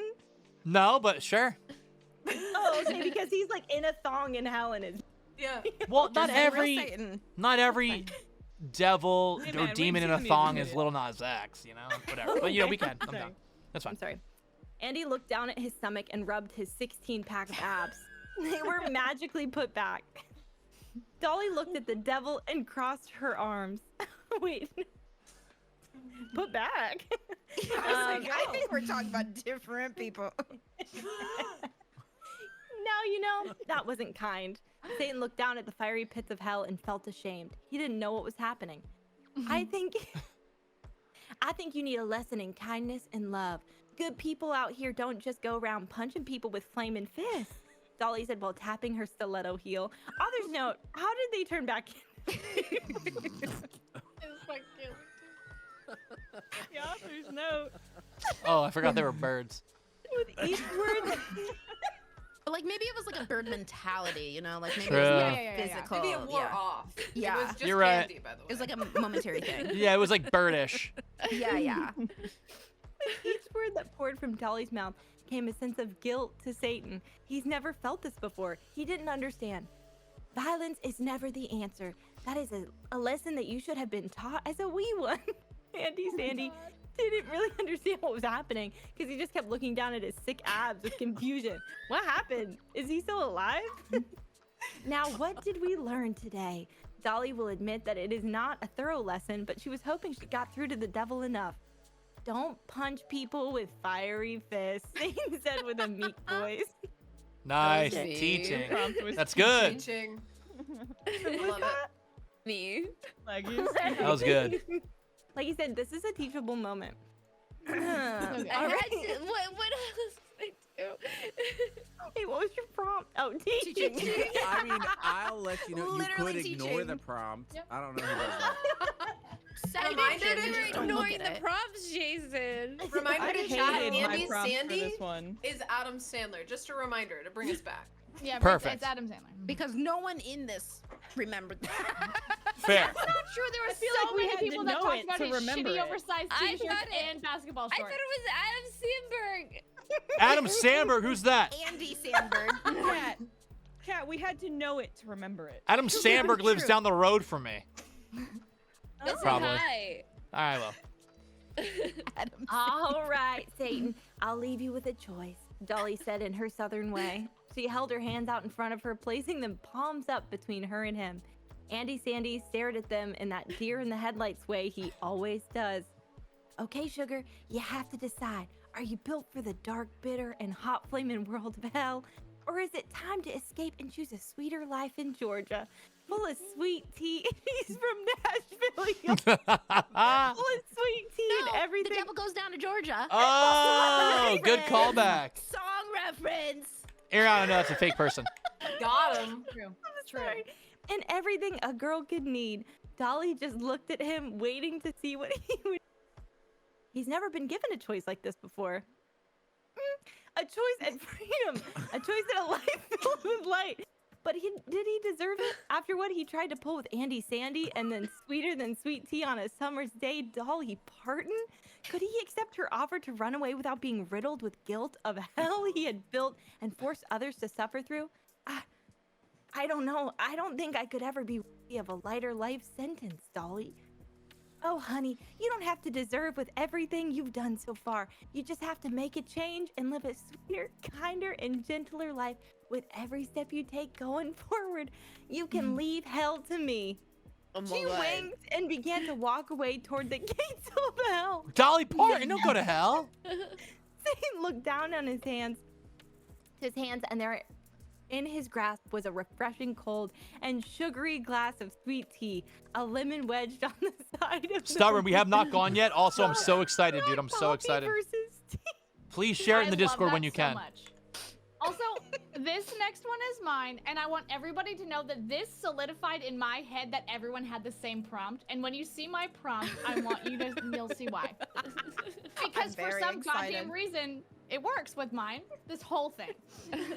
As he stared, he felt a cool breeze on his chiseled jaw.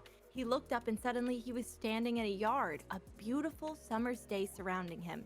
To his left was a line of clothes, and he turned back to see a beautiful Georgia farm. Oh, I've got the freaking Amazon ad that covers your whole screen. Mika, take over.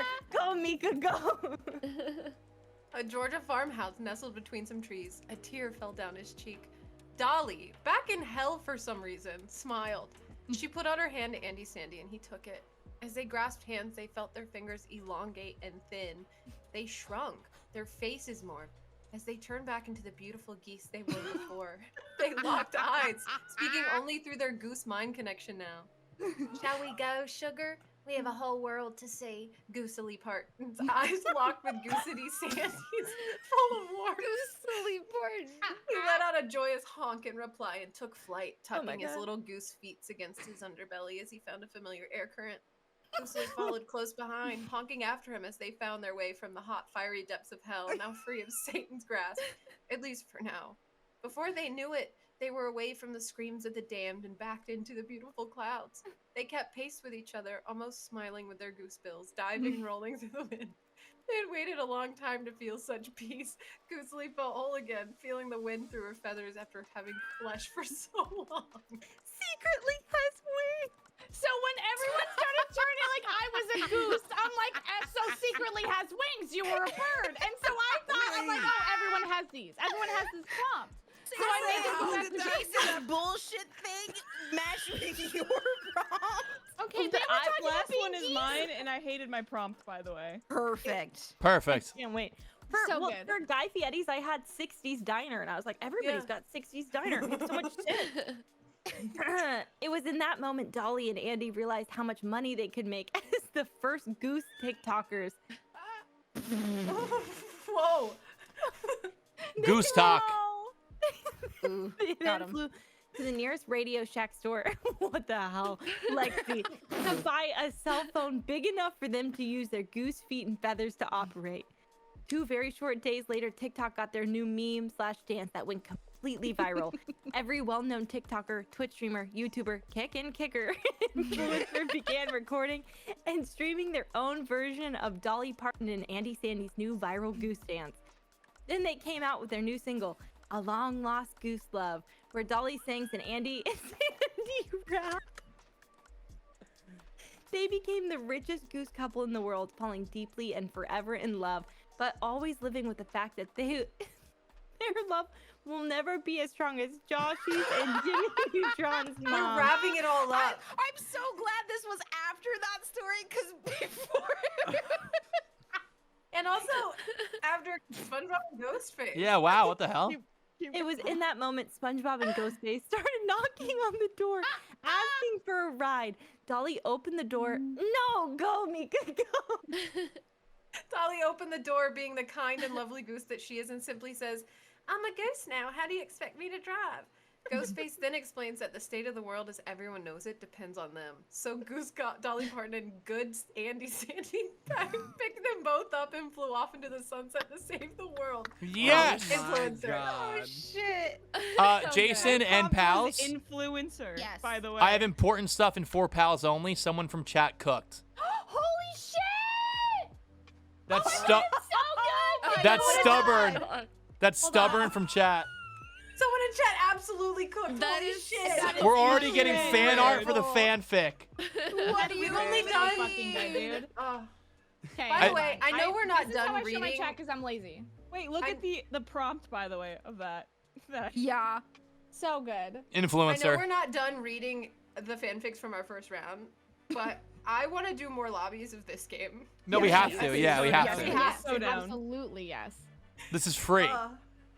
This is so free. Yes, so free. Yeah. Oh god, I forgot about this one. Oh, this one. Oh, fuck. Oh my What do you mean? Oh fuck. Can I use that for a thumbnail, by the way? Yeah, I dude. actually really love. Well, ask Stubborn, Stuhborn. I'm sure they'll be, if you tweet it or share it, we'll link your stuff, obviously. Oh. Avi. 100%, yeah. Yeah, Yeah, that's incredible, 100%. dude. It's That's so good.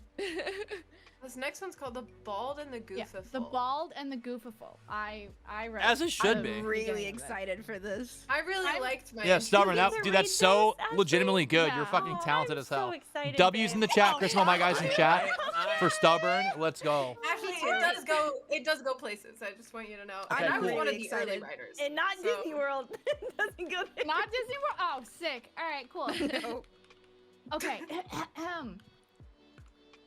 So, The Bald and the Goofiful, starring Pitbull and Goofy. Rated all ages, maybe. Mm. As Pitbull went to lock his phone for the final time that night, his eyes heavy and strained from the light of the screen, he saw one final notification pop up. Goofy has sent you a DM. His heart skipped a beat, nearly dropping his phone in shock as his eyes scanned the words again and again, terrified to tap into the message. One deep breath, hold and release, then he opens it. Hey, handsome! Heard you were doing a show near me soon. Would love to meet up. His cheeks and bald head heated as he blushed at the thought of coming face to face with Goofy again after all this time. Yeah, I'll be there in about a month. Let's get you backstage. Send. Damn, My smooth. prompt was influencer, so Your Goofy Pitbull voice is an is influencer. actually. Yo, so does the good. cucumber guy, Larry the Cucumber, sound like played a a lot piece of of shit, Kingdom by the way? Hearts. Yo, what up, Lady Universe? Doesn't he kind of sound like a nerd from SpongeBob? I have to remember how to do that Chapter 2. voice. Wow, we have a fucking chapter title. This part was my favorite, the first sentence. There, Goofy sat thinking, oh, yuck, it's finally time. You see, he and Pitbull have been going steady for a while, but in a casual way. Now was the time to make them official. He was honestly shocked that Pitbull had time for him. He saw how busy Powerline, Max's favorite musical artist, had been, especially after his reawakened fame due to the filming of the hit film. Larry's Goofy from movie. VeggieTales? But to know that Pitbull Oh. would clear his busy I don't know anything. star-studded schedule, and just for him, well, that confirmed Oh, what he Kevin's always from thought. SpongeBob. They were truly Oops. meant to be together. Bye.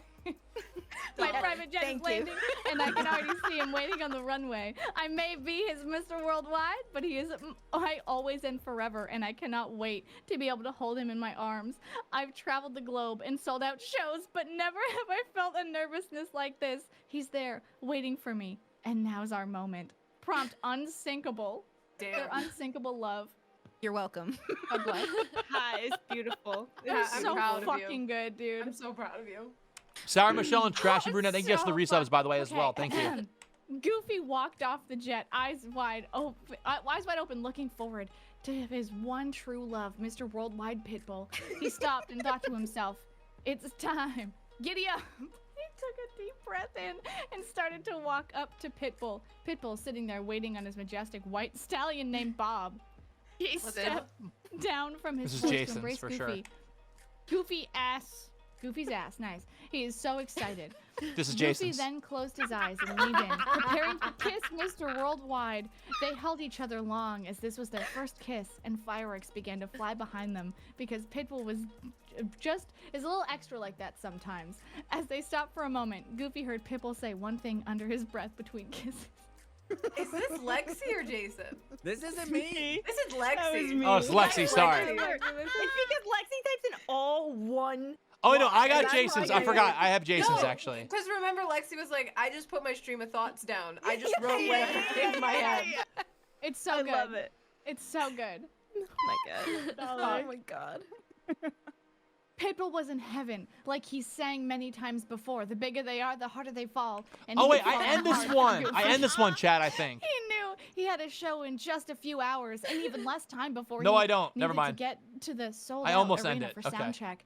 But standing here in front of his lanky, yucking man, Pitbull wanted to do something just for himself for once. He led Goofy over to his private limo. Yeah, waiting Calda, on the you're right, tarmac you're to right. Whisk them to the backstage entrance of the venue. Like a gentleman, Pitbull held the door open for Goofy, whispering "Dale" and biting his lip as he watched Goofy bend over to crawl into the limo. What the hell? Not the dollar. It's just that's the through line. He says that constantly, actually. Now, reader, I'm not going to get crass with you, but let's just say that the windows to this limo were opaque with steam when it finally pulled into the parking lot. Kind of like that scene in the Titanic. Jeez. If that wasn't enough of a clue that what went on behind closed limo doors, as Pitbull stepped out of the limo, his manager's eyes shot to the sky, seeing the green misshapen hat sitting on his bald head, where he intended it to stay for the entirety of the concert. Goofy knew then Pitbull was in love with him, and Pitbull was hard launching their relationship tonight to the world. Goofy was about to become Mr. Worldwide's whole wide world. Luxie. I literally had to excuse myself and go pee. And Hughes, it'll probably be on YouTube at some point, yes. Oh no. So good, dude. Opaque is your prompt. Yeah. I saw prompt opaque. What can I do with this? The windows were opaque with steam. How do we get there? I also just got a text from Kat that said, "Is this one you? Because I feel like you always quote timber." It was. I heard it and I was like, this one's Mika. She's the only one who brings up this song literally ever. I'm so surprised I haven't got a been there, done that yet. You know? Hey, don't count We're your not chickens. done yet. We have Totally, many I don't know more yet. to go, but I'm sure shocked after it's this, taken a so few long. people are probably gonna I have to think this bounce next because it's one's late. Jason, We'll just see by though. Skimming it and seeing What the word vibe sex. is. All right, here we go. The show was coming to a close, and everyone knew Pitbull and Goofy are in love and doing hot, nasty things to each other. Yep. The good kind. There's one issue, though. Goofy wants to share something with Pitbull, but he doesn't know how to say it. Nothing is perfect for anyone, but Goofy has something he can't get past. It's been a year now. Ryan, you think Pitbull that's hasn't stopped possible? touring. Ain't He's no seen Goofy way. 3 times, and the times were quick and sex. Jason. What? Oh God! What? That was it. Goofy has needs, and Pitbull can't fill them up. It sounds like Pitbull can fill him up, so there we go. Good lord. Pitbull was about to be in town, so Goofy texts again and says, "Hey, I think we need to talk." Pitbull knew this can't be good, so Pitbull drove to Goofy right away.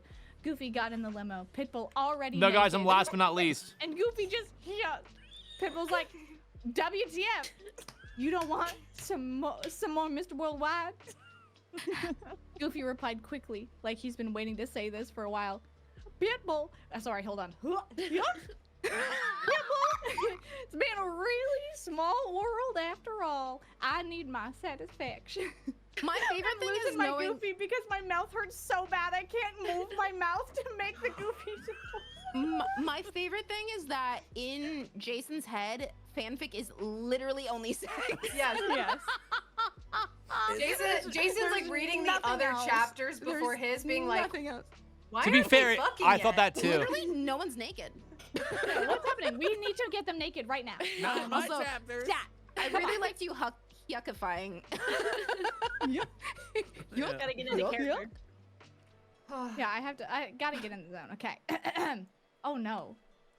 Goofy awoke with a start, drenched in sweat. He must have fallen asleep waiting for the concert to start.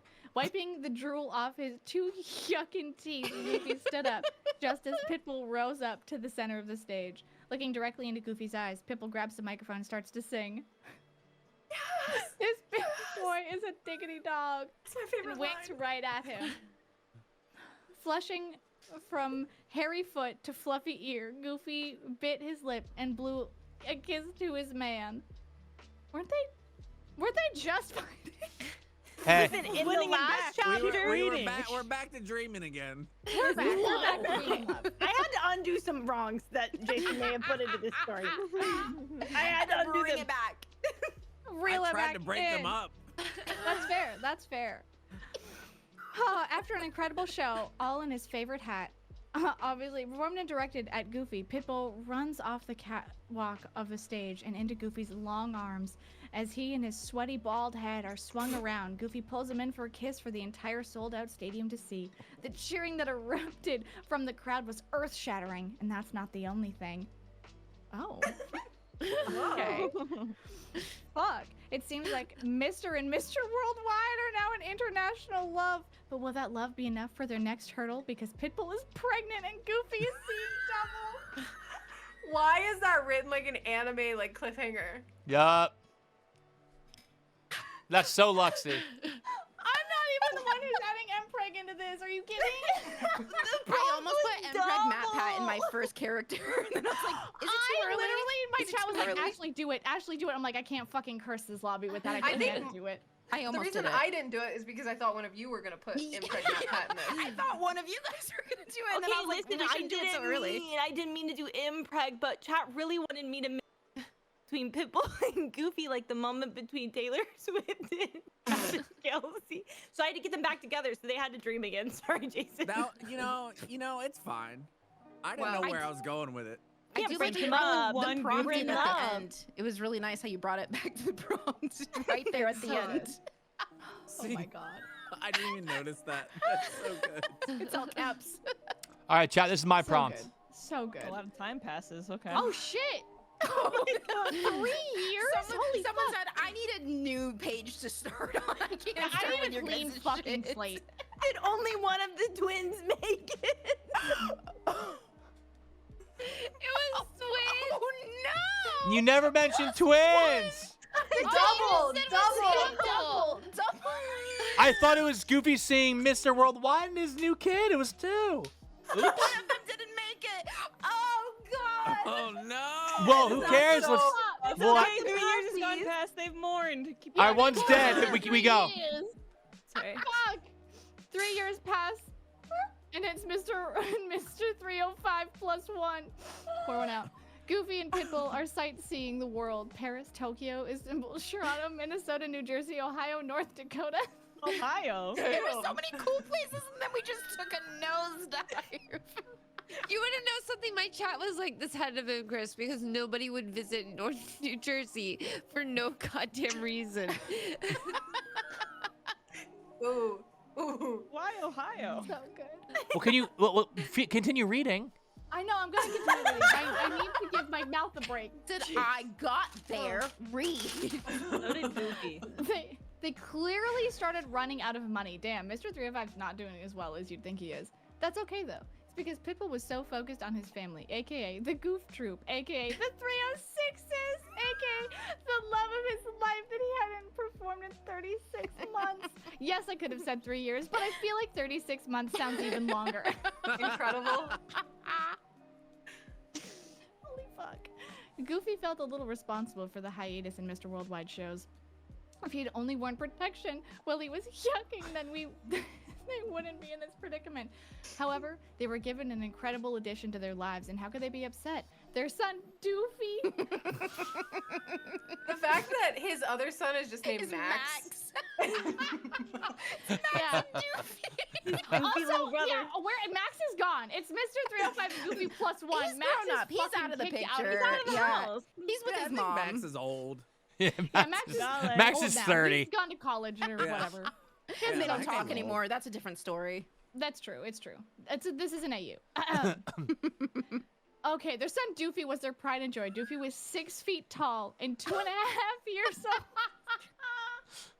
What is your prompt, dude? What the fuck is happening? He was the epitome I of a can't cute wait. kid.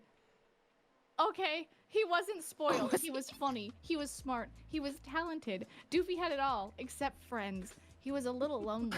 That was most likely because they lived in South Dakota because Pitbull had toured in 3 years and spent all his money gambling on steak because he had a crazy addiction. But we totally won't go there. This feels so personal. I feel like we win. I feel like we went there. I think We we're went. actually visiting right now. Holy shit, dude. Goofy knew it was a tough time, so he would do what he could to make Mr. 305 happy. He baked him his favorite meal every Tuesday, sang him his favorite song every night, and they watched The Golden Bachelor every Wednesday while drinking red wine. Chris, this is so specific. Oh god. I can guess what Chris does. Yeah, I think this is actually the routine. All right. This is Chris's routine. Oh, you can't write stuff anymore? Were you doofy growing up? Were you 6'2"? I'm goofy now, man. 2.5 years old. No, listen. When he started going, he was funny, he was smart, he wasn't spoiled, he was talented. I was like, someone's projecting. Guys, it's In called the being service. creative. Look it up. Holy Ashley, shit. continue. You're doing a great job. I'm so sorry, Chris. I'm so sorry, Chris. It was a perfect life. Thanks. Doofy had it made aside from being an only child in South Dakota. Mr. 305 looked over at Doofy one night as he scribbled on the wall and talked to what he assumed was an imaginary friend and gestured towards Goofy. Goofy looked up, half paying attention, and said, "Yeah, what's up, babe?" Pitbull responded, "Doofy needs a friend, a companion, a pal, someone to goof around with, perhaps a sibling." Goofy and Have Pitbull one. locked eyes. They were tired but realized this might be the next thing they needed. They went to an adoption agency the following day and signed the papers for a kid who needed a home. Doofy's new sister showed up and they started to play. Her name was Angelica Pickles. She's also got to be way too old, right? Here, bro? What's I wrong feel with like that? I don't even know where I started and I wrote Chris the got beginning. to the second to last round and was like, I'm seasoned. I'm a seasoned professional. Just wait. So I want you to know about the ending of this. Yes. I could have gone darker. Oh. Ooh. I'm excited. Okay, Leggies killed the Everyone twin. strap in. Yeah. All right, buckle up. Okay, I'm very scared. Actually, you know, I'm gonna do like one of those 3-prong ones where you have like Yeah. both shoulder Okay, straps. okay. All right, grab the tissues. Oh, everything was fine. But not and for the good dandy. time. Doofy was enjoying his new sister, learning new tricks Thanks, and Jason. teaching her as well, even though he was almost 3 years old. The thing was, though, that Goofy started to feel unwelcomed around Angelica. Oh, wow. Every morning, Pitbull would encourage Goofy to sleep in, to enjoy his quiet time, so he would. Little did he know that Angelica was using this time to grow a stronger bond with both Pitbull and Doofy. Pitbull. Paul? Who's Pit? Pitbull Who's and Pitbull? Pitbull! Pitbull. it. Oh my god. Ah, Pitbull Dolly. Every time Dolly. that he would wake up, get out of bed, and go down to get breakfast, he felt like he was stepping on glass in their company. He didn't feel welcomed or part of the family. He was starting to feel isolated. The Goofy tried to vibe talk to switch here Mr. is Worldwide about wild. this. He was I trying love to it. express his feelings in the most mature and not at all jealous way. Sadly, that did not work. Pitbull was appalled by even the thought that Angelica was trying to push Goofy out of the family. He didn't see that Goofy was hurting from not being included in the family breakfast. Mr. 305 thought Goofy was just overreacting, and he maybe needed a few days to just adjust to having a new child in their lives. Goofy agreed to trying. He would no longer sleep in, but wake up before the others to cook everyone's favorite breakfast. At first, Angelica was very hesitant to accept this kindness, but she started to understand that he was not the enemy. Finally, they reached an understanding, and they started to live in harmony. So there they were, Mr. Worldwide, Goofy, Doofy, and Angelica, finally living in harmony and showing each other that there is more to life than looking out for yourself. I Wow. could have had them return him. I could have had them do a re-roll, you know? But I That was didn't. nice. The adoption I- return, Leggies. That was I nice. You have like Back. 4 seconds. We have 2 seconds. Hold on. What? What? Oh, now Hold on. Because We we can can still still read it, read though. these. Yeah.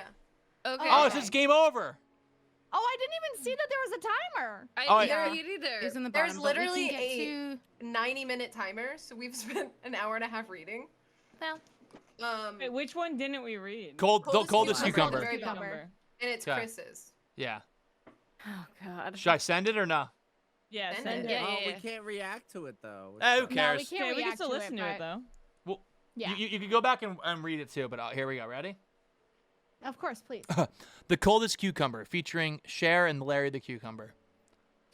It was a cold winter's night, and not a creature was stirring. Off in the distance, the hum of a familiar tune could be heard. Was echoing across the snowy mountaintops. Larry was in a bit of a pickle here, because he was frozen from his waist up in 10 inches of snow. He was also a cucumber. He screamed out in panic for help. I'm stuck in the snow. But no one heard him, not even a mouse. He kept hearing the song from the mountain and started to sing along. Maybe this would work. Who knows? Chris, what was your prompt? Oh, we don't even have our prompts anymore. Oh, No, I didn't have a prompt. Oh, Frozen was my prompt. You did. Sorry. Yeah. Oh, Frozen. Okay. I don't remember my prompt for this. I remember so I'm mine. sorry. I remember mine. Would Mine anyone was be surprised gaslighting if and I lying. say that I don't remember my prompt? With a strike of lightning and whirl of purple glittery wind, Cher appears as if floating down from the heavens. 100 miniature doves flying behind her. Help me, Cher! Larry screams, not feeling as cool as your typical cucumber, but like still cold because of the snow. She picks up a glittery rainbow microphone and croons. If I could find a way. Much to Larry's disappointment, Cher has no idea how to free Larry from his pickled prison. Unless, no. Should she call upon Sunny? She picks up a magic handheld mirror, compact, and it begins to ring.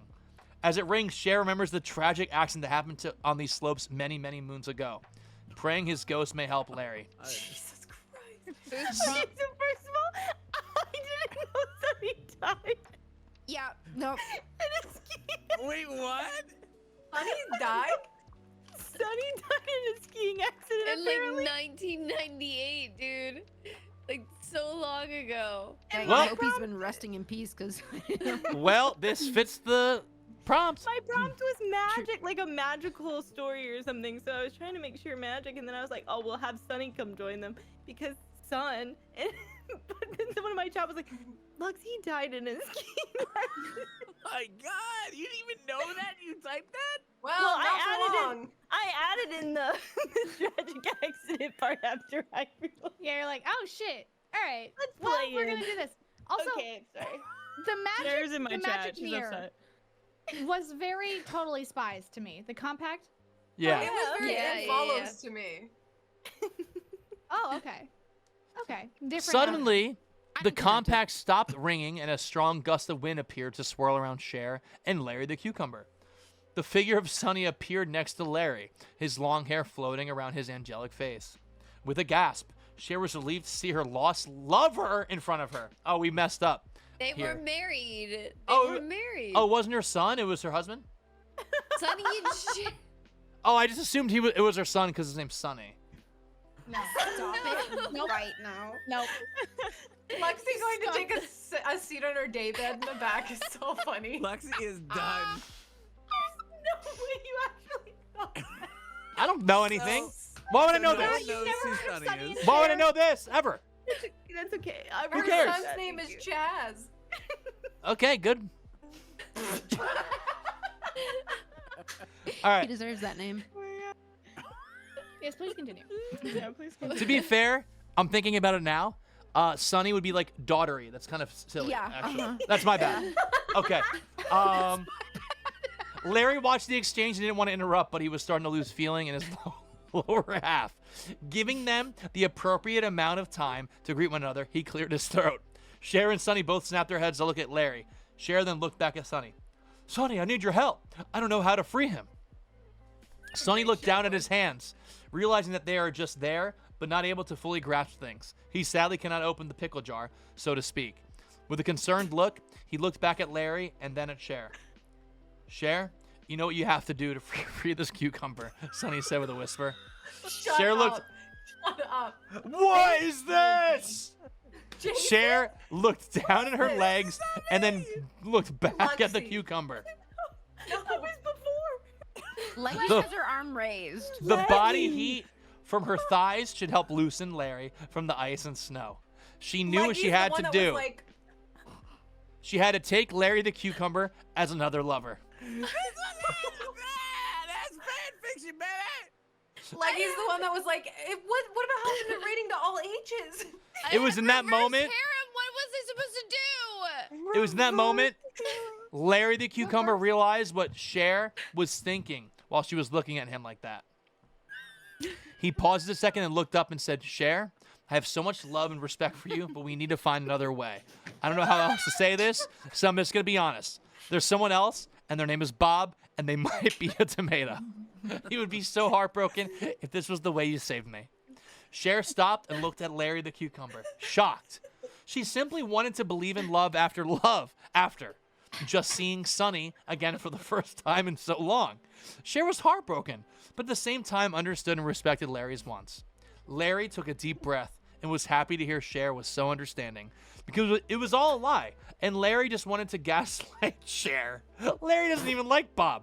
Cher then pulled out a hairdryer from some unknown place and began to melt the ice and free Larry from where he was stuck. About 3 minutes into melting the ice and snow. So where is it, Cher? She hears while bent down the ice. She glanced upwards, a pistol pointed in her direction. Where is it? Larry repeats. Surely, I don't know what you could possibly be talking about, Larry.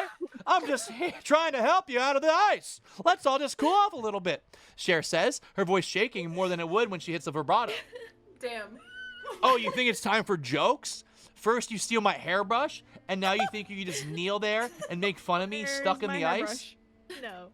Well, it's too late, Cher. I've been loosened up enough to escape, and his body flew upward, the physics making no real sense to any mortal man. You've sang your last note, Larry screamed, and pulled the trigger. The barrel flashed, and he closed his eyes, blinking away the brightened light. As his pistol came back to his side, he looked up and found no one in the path of where his bullet flew. What? He muttered, and quickly glanced around. There in Sonny's arms was Cher. Larry, Sonny said, his voice darker than ever. That was your one shot, and you blew it. He looked up from his furrowed brow and jolted toward Larry, moving at a speed no one thought humanly possible. But this is no mere human. This is Sonny. Who the fuck wrote this? Cat? It's Cat. It's definitely It's Cat with a dark twist and a gun. Did Cat. you know who Sunny was? Sunny. It happened. Same goes for Cher. I have no idea who he is. Okay, wait, you want to know how I know who Sunny is? Is because in Ark, my Megalodon's name was Cher, so Moosh made a Megalodon named Sunny. And that's the only reason I know who Sunny is because of your husband. You're like, he's a dinosaur. Oh, sick. Okay, yeah, that's Also, my prompt was gunshot. That's Perfect. why it went I was like, gun why are we shot. going to gun here? I know. I was like, I don't want to do this. I'm but so glad I got this after we decided to only read like the last couple of paragraphs because I lost that plot. It happened. Don't worry, we did too. It happened in what felt like a flash. Larry's eyes struggling to keep up with the magnificence that was Sunny, barreling at him at beyond any human or vegetable speed. Larry narrowly dodged the blur of man coming towards him, but the speed in which he moved left the base of his beautiful curved body, losing its footing? Whatever. He staggered for a moment before regaining his balance, lifting his gun up one more time, as if it would make a difference. He scanned the white snow drifts for any sign of Sunny, but nothing. Soon enough, he heard the rustling of snow and spun fast, just to see Sunny running with something in his hand. It shone in the moonlight, and he could just barely make it out. Cold, sharp, all-encompassing fear grasped his entire being. He felt like he was pickling from the inside out. A mandolin, he breathed. If he didn't act fast, he was going to be a delicious salad in no time flat. Sunny was coming in quick, and Larry knew that there was no time to dodge. No way to dodge this time. His eyes focused on the razor-sharp blade coming towards him, tears filling his eyes as the wind whipped across his face. Just as the blade was about to connect with the top of Larry's precious head, Cher's voice echoes around them. Sunny falters and Larry dodges, and they both whip around to look at Cher. She holds up Larry's hairbrush as it glows in the bright light. If I could turn back time, she sings. It's sounding almost otherworldly, bouncing off the snowy peaks. The brush glowed brighter and brighter, light streaks branching out. Larry started to feel weightless, the light streams reaching him. It felt like the world was being pulled apart, like he was being pulled apart. Time itself began to have no meaning, and Larry's eyes grew wide. She's turning back time. Was that Ashley? It's so beautiful. What was that prompt? What was your prompt, Ashley? I literally don't fucking remember, dude. Sick. Nice. Sam. I like what I wrote, so. Larry It felt was his really body good. seize inside the hold that the past had him. Now, Cher was turning back time, sure. Sunny was retreating the way he had came, and Larry could tell he was trying to fight it, trying to get to Larry to end him. Cher had effectively saved Larry's life, but had she considered how reckless this tactic was? Larry was a cucumber. Larry's lifespan was just mere weeks. days even at the wrong temperature. If Cher turned back time too much, if she sang a little too long, if she riffed even a little too perfectly, Larry could cease to exist. They could hand Sonny this win without even realizing it. Larry couldn't move his time sped backwards, and all the events of the last few minutes rewound. But he could look at Cher. He could cherish her face and that voice. An angel. Could he trust her to stop singing before the second bridge? Could he trust her with his life in her hands in the way that it is right now? A laugh pulled from him his thoughts, and he strained to move his eyes and looked at Sonny, now more than a dozen yards away. As Sonny started to laugh between his teeth. She never stops singing once she starts. Haven't you watched Mamma Mia 2? I've won, little cucumber. Larry's eyes darted back to Cher, whose own eyes were closed, and watched as she showed no sign of stopping. Larry could feel his green skin hardened, getting closed to the ripe young body he used to have, which only meant he was getting closer and closer to just being a seed. With every muscle in his body, Larry fought against the hands of time, against the beautiful tones of Cher's voice, and tried to turn towards her. Shh. He struggled to speak. Shh. Cher. The word broke free from where time had a chokehold on him. Cher. Please. A tear escaped his eye hole. Cher's eyes snapped open, and after a moment, Larry could see the recognition on her face of what she was about to do, of what she was about to undo, her love. And it was that very same love that she felt within her as for the first time ever. Cher stopped singing before the song ended. Larry gasped as he plopped onto the ground, and time let him go. He could hear Sonny's screams of anguish from half a mile away as time also released him too. Cher dropped the hairbrush and ran over to Larry, picking him up from the dirt. Larry, baby, your body is as hard as the routine of wagon wheel, Watson. I almost killed you. She sobbed over his green form. Larry chuckled in only the way Larry can and blew her a kiss. If only he had hands. You did it. You stopped singing. I'm younger. We have like 3 more days together now before I rot. He smiled at her sadly. The 3 days went quick, and let me tell you, Larry was the most used cucumber since before massagers were created. Jason! It was a great and surreal 3 days, but now it's time to rot. Cher had a plan, though. She wanted the most cucumbers and cucumber lover could ever have. So on the last day of cucumber rot, she extracted all his seeds. She knew she needed to combine these seeds with love, dirt, and really wet water. She safely impregnated the earth with Larry's seeds and took Larry's rotting body and pickled that guy. He was so pickled that the Pacific Ocean couldn't even keep up with that salt content. Larry's in a jar on Cher's mantle while Larry's seeds sprout from the ground with the love of 1 million cucumbers. Cucumbers will always believe in life after loving. Jason! Sully! Why? Holy fuck, dude. I don't know what my prompt was, but it was probably close to that. Yeah, of course. I think probably. Holy fuck, dude. I What- really hey, was love mine, like, that really we went long? From if she No. ripped even a little too long it to felt that's long, the but most I don't used think it was that. cucumber it's ever lived. So good. So the winner of the voting that got the most votes was the Ghostface SpongeBob I'm Ready. Nice. That was a good Of one. course. Wait, where do you see that? Because I saw the you go- audience award or the award winner for audience Oh, award for was the writer. Fuxy Writers was the for one. Luxie, Yeah. And then the Chris fanfic got was I'm second. Ready. Oh my god. Oh, it's Yeah, because it has I both of them. simply So are it has the fishing. Oh, this is stories the that got the rankings. most, Okay, sorry. and then the Yeah. I was a very boring writer because I didn't know Yo, how chat, we got unhinged we were going We with got- fan we got fiction, first, and I was just essentially, like or second. trying to like, you know. I don't think you were boring. Let's like you. I go! don't think I was No, like not that. all. I think I think everyone it was did all great. seriously amazing. This was like, so fun.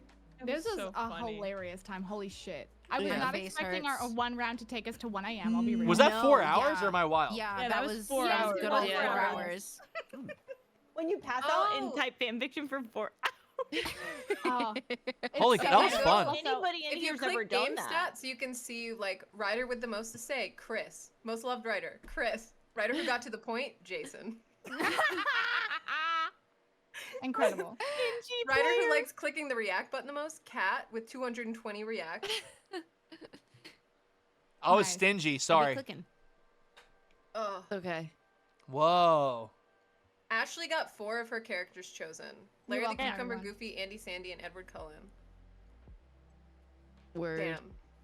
I downloaded all the images and all the text, so I have all those saved. If Okay, you guys cool. want them. Thank Goody, you so goody. much. Holy Thank you. crap. I need those. Oh my god. Doll, this was a blast, but I've got a child, so I'm. Yeah. Yeah, my mouth hurts and I have to go. Yeah, I gotta go but- because Luxie has a child, so like. Yeah. Okay. Yeah. Lux use is them. the Use child that that one. really Yeah. gotta go. Guys. We'll run this lobby back later, another date, and we'll do Yes. quicker rounds. Please. Yeah. But Please. for the Yeah. first That'd round, be that was great. incredible. Let's do this I've again already for gotten sure. Many people begging us to make it a series, so Yeah, can we literally Oh my do like the God. same lobby? Yeah, yeah. we have to. This I'm is I'm this down. is so This good. was I'm so gonna- funny, bro. I can be cleaner, and I'll read the prompt. No, No, Jason. Jason, Don't change a I don't thing. want Don't you to. change I know that thing. we were giving you Angel. shit, but like your Don't change yourself. your Please stuff don't was read the prompt. fucking hilarious. Please Don't don't. read the It prompt. I'm added to it. begging. Yeah, Jason, keep never doing change exactly for as you anyone. do. Never change. We can't Never change the change. composition, all right? No. The No. composition is the art. It's there. Yeah. Now that It's I know really how what- unhinged we can be, I'm Mhm. going to be more unhinged. I don't know if Oh, you yeah. realize this, but I wrote fan fiction from the age of like 13 to like I mean, 22. Ray, yup, Yeah, yup. Believe it. I think I'm gonna make an AO3 account and put all of these on it every time we write. Wow. AO3, alright. What's that? Please. It's a Archive fan of our own. fiction It's a board. it's like the biggest. It's fan Wattpad fiction for board ever. millennials. Yeah. It's fan fiction. When you Stop. make Okay, that and you Tom. post them, can you What's put the Wattpad? link in the group chat? Yes, Yeah. please. Oh my Absolutely. god, I feel like we should have a name for like this lobby and For this? specifically just to have like as a username for the Yeah. AO3. Well, let's all cook right now. Okay. All right, let's cook. Okay. Yeah, all of our Not- brains are definitely ready for gotta be this. like cool as a cucumber. What about or like no something. prompts needed? What about What fanfic? about, Isn't what all about sex? release? Question mark. Oh, not release, bro. Creative release. Promptless. Ghost Clops. Ghost Ghost Clops. Clops is good. Or It's do like or kind of like Doofy. Brigade. Or like a- Pitfall. Doofy. It's like a ghostwriter name. Solid. I do like Ghost Clops. Ghost Clubs is It good. makes it sound like Our you're like a AO3 horse name girl is that just really Ghost loves Clops. Ghostface. Yeah. Cucumber. Perfect for Mika. Until you Nice, see Scarlett. our picture of Ghost Clops. Yeah, because we have an icon. We can Yeah, we have an use it. icon. True. We Oh, do. true. We do have the icon. All the Ooh, icons are that's you guys, though. Come on. Oh, Chris. Uh, Oh, that was great. Anyways, with that- bye. See ya. Bye. Love you. Bye. Bye. Nah, of course. Bye. Always a pleasure.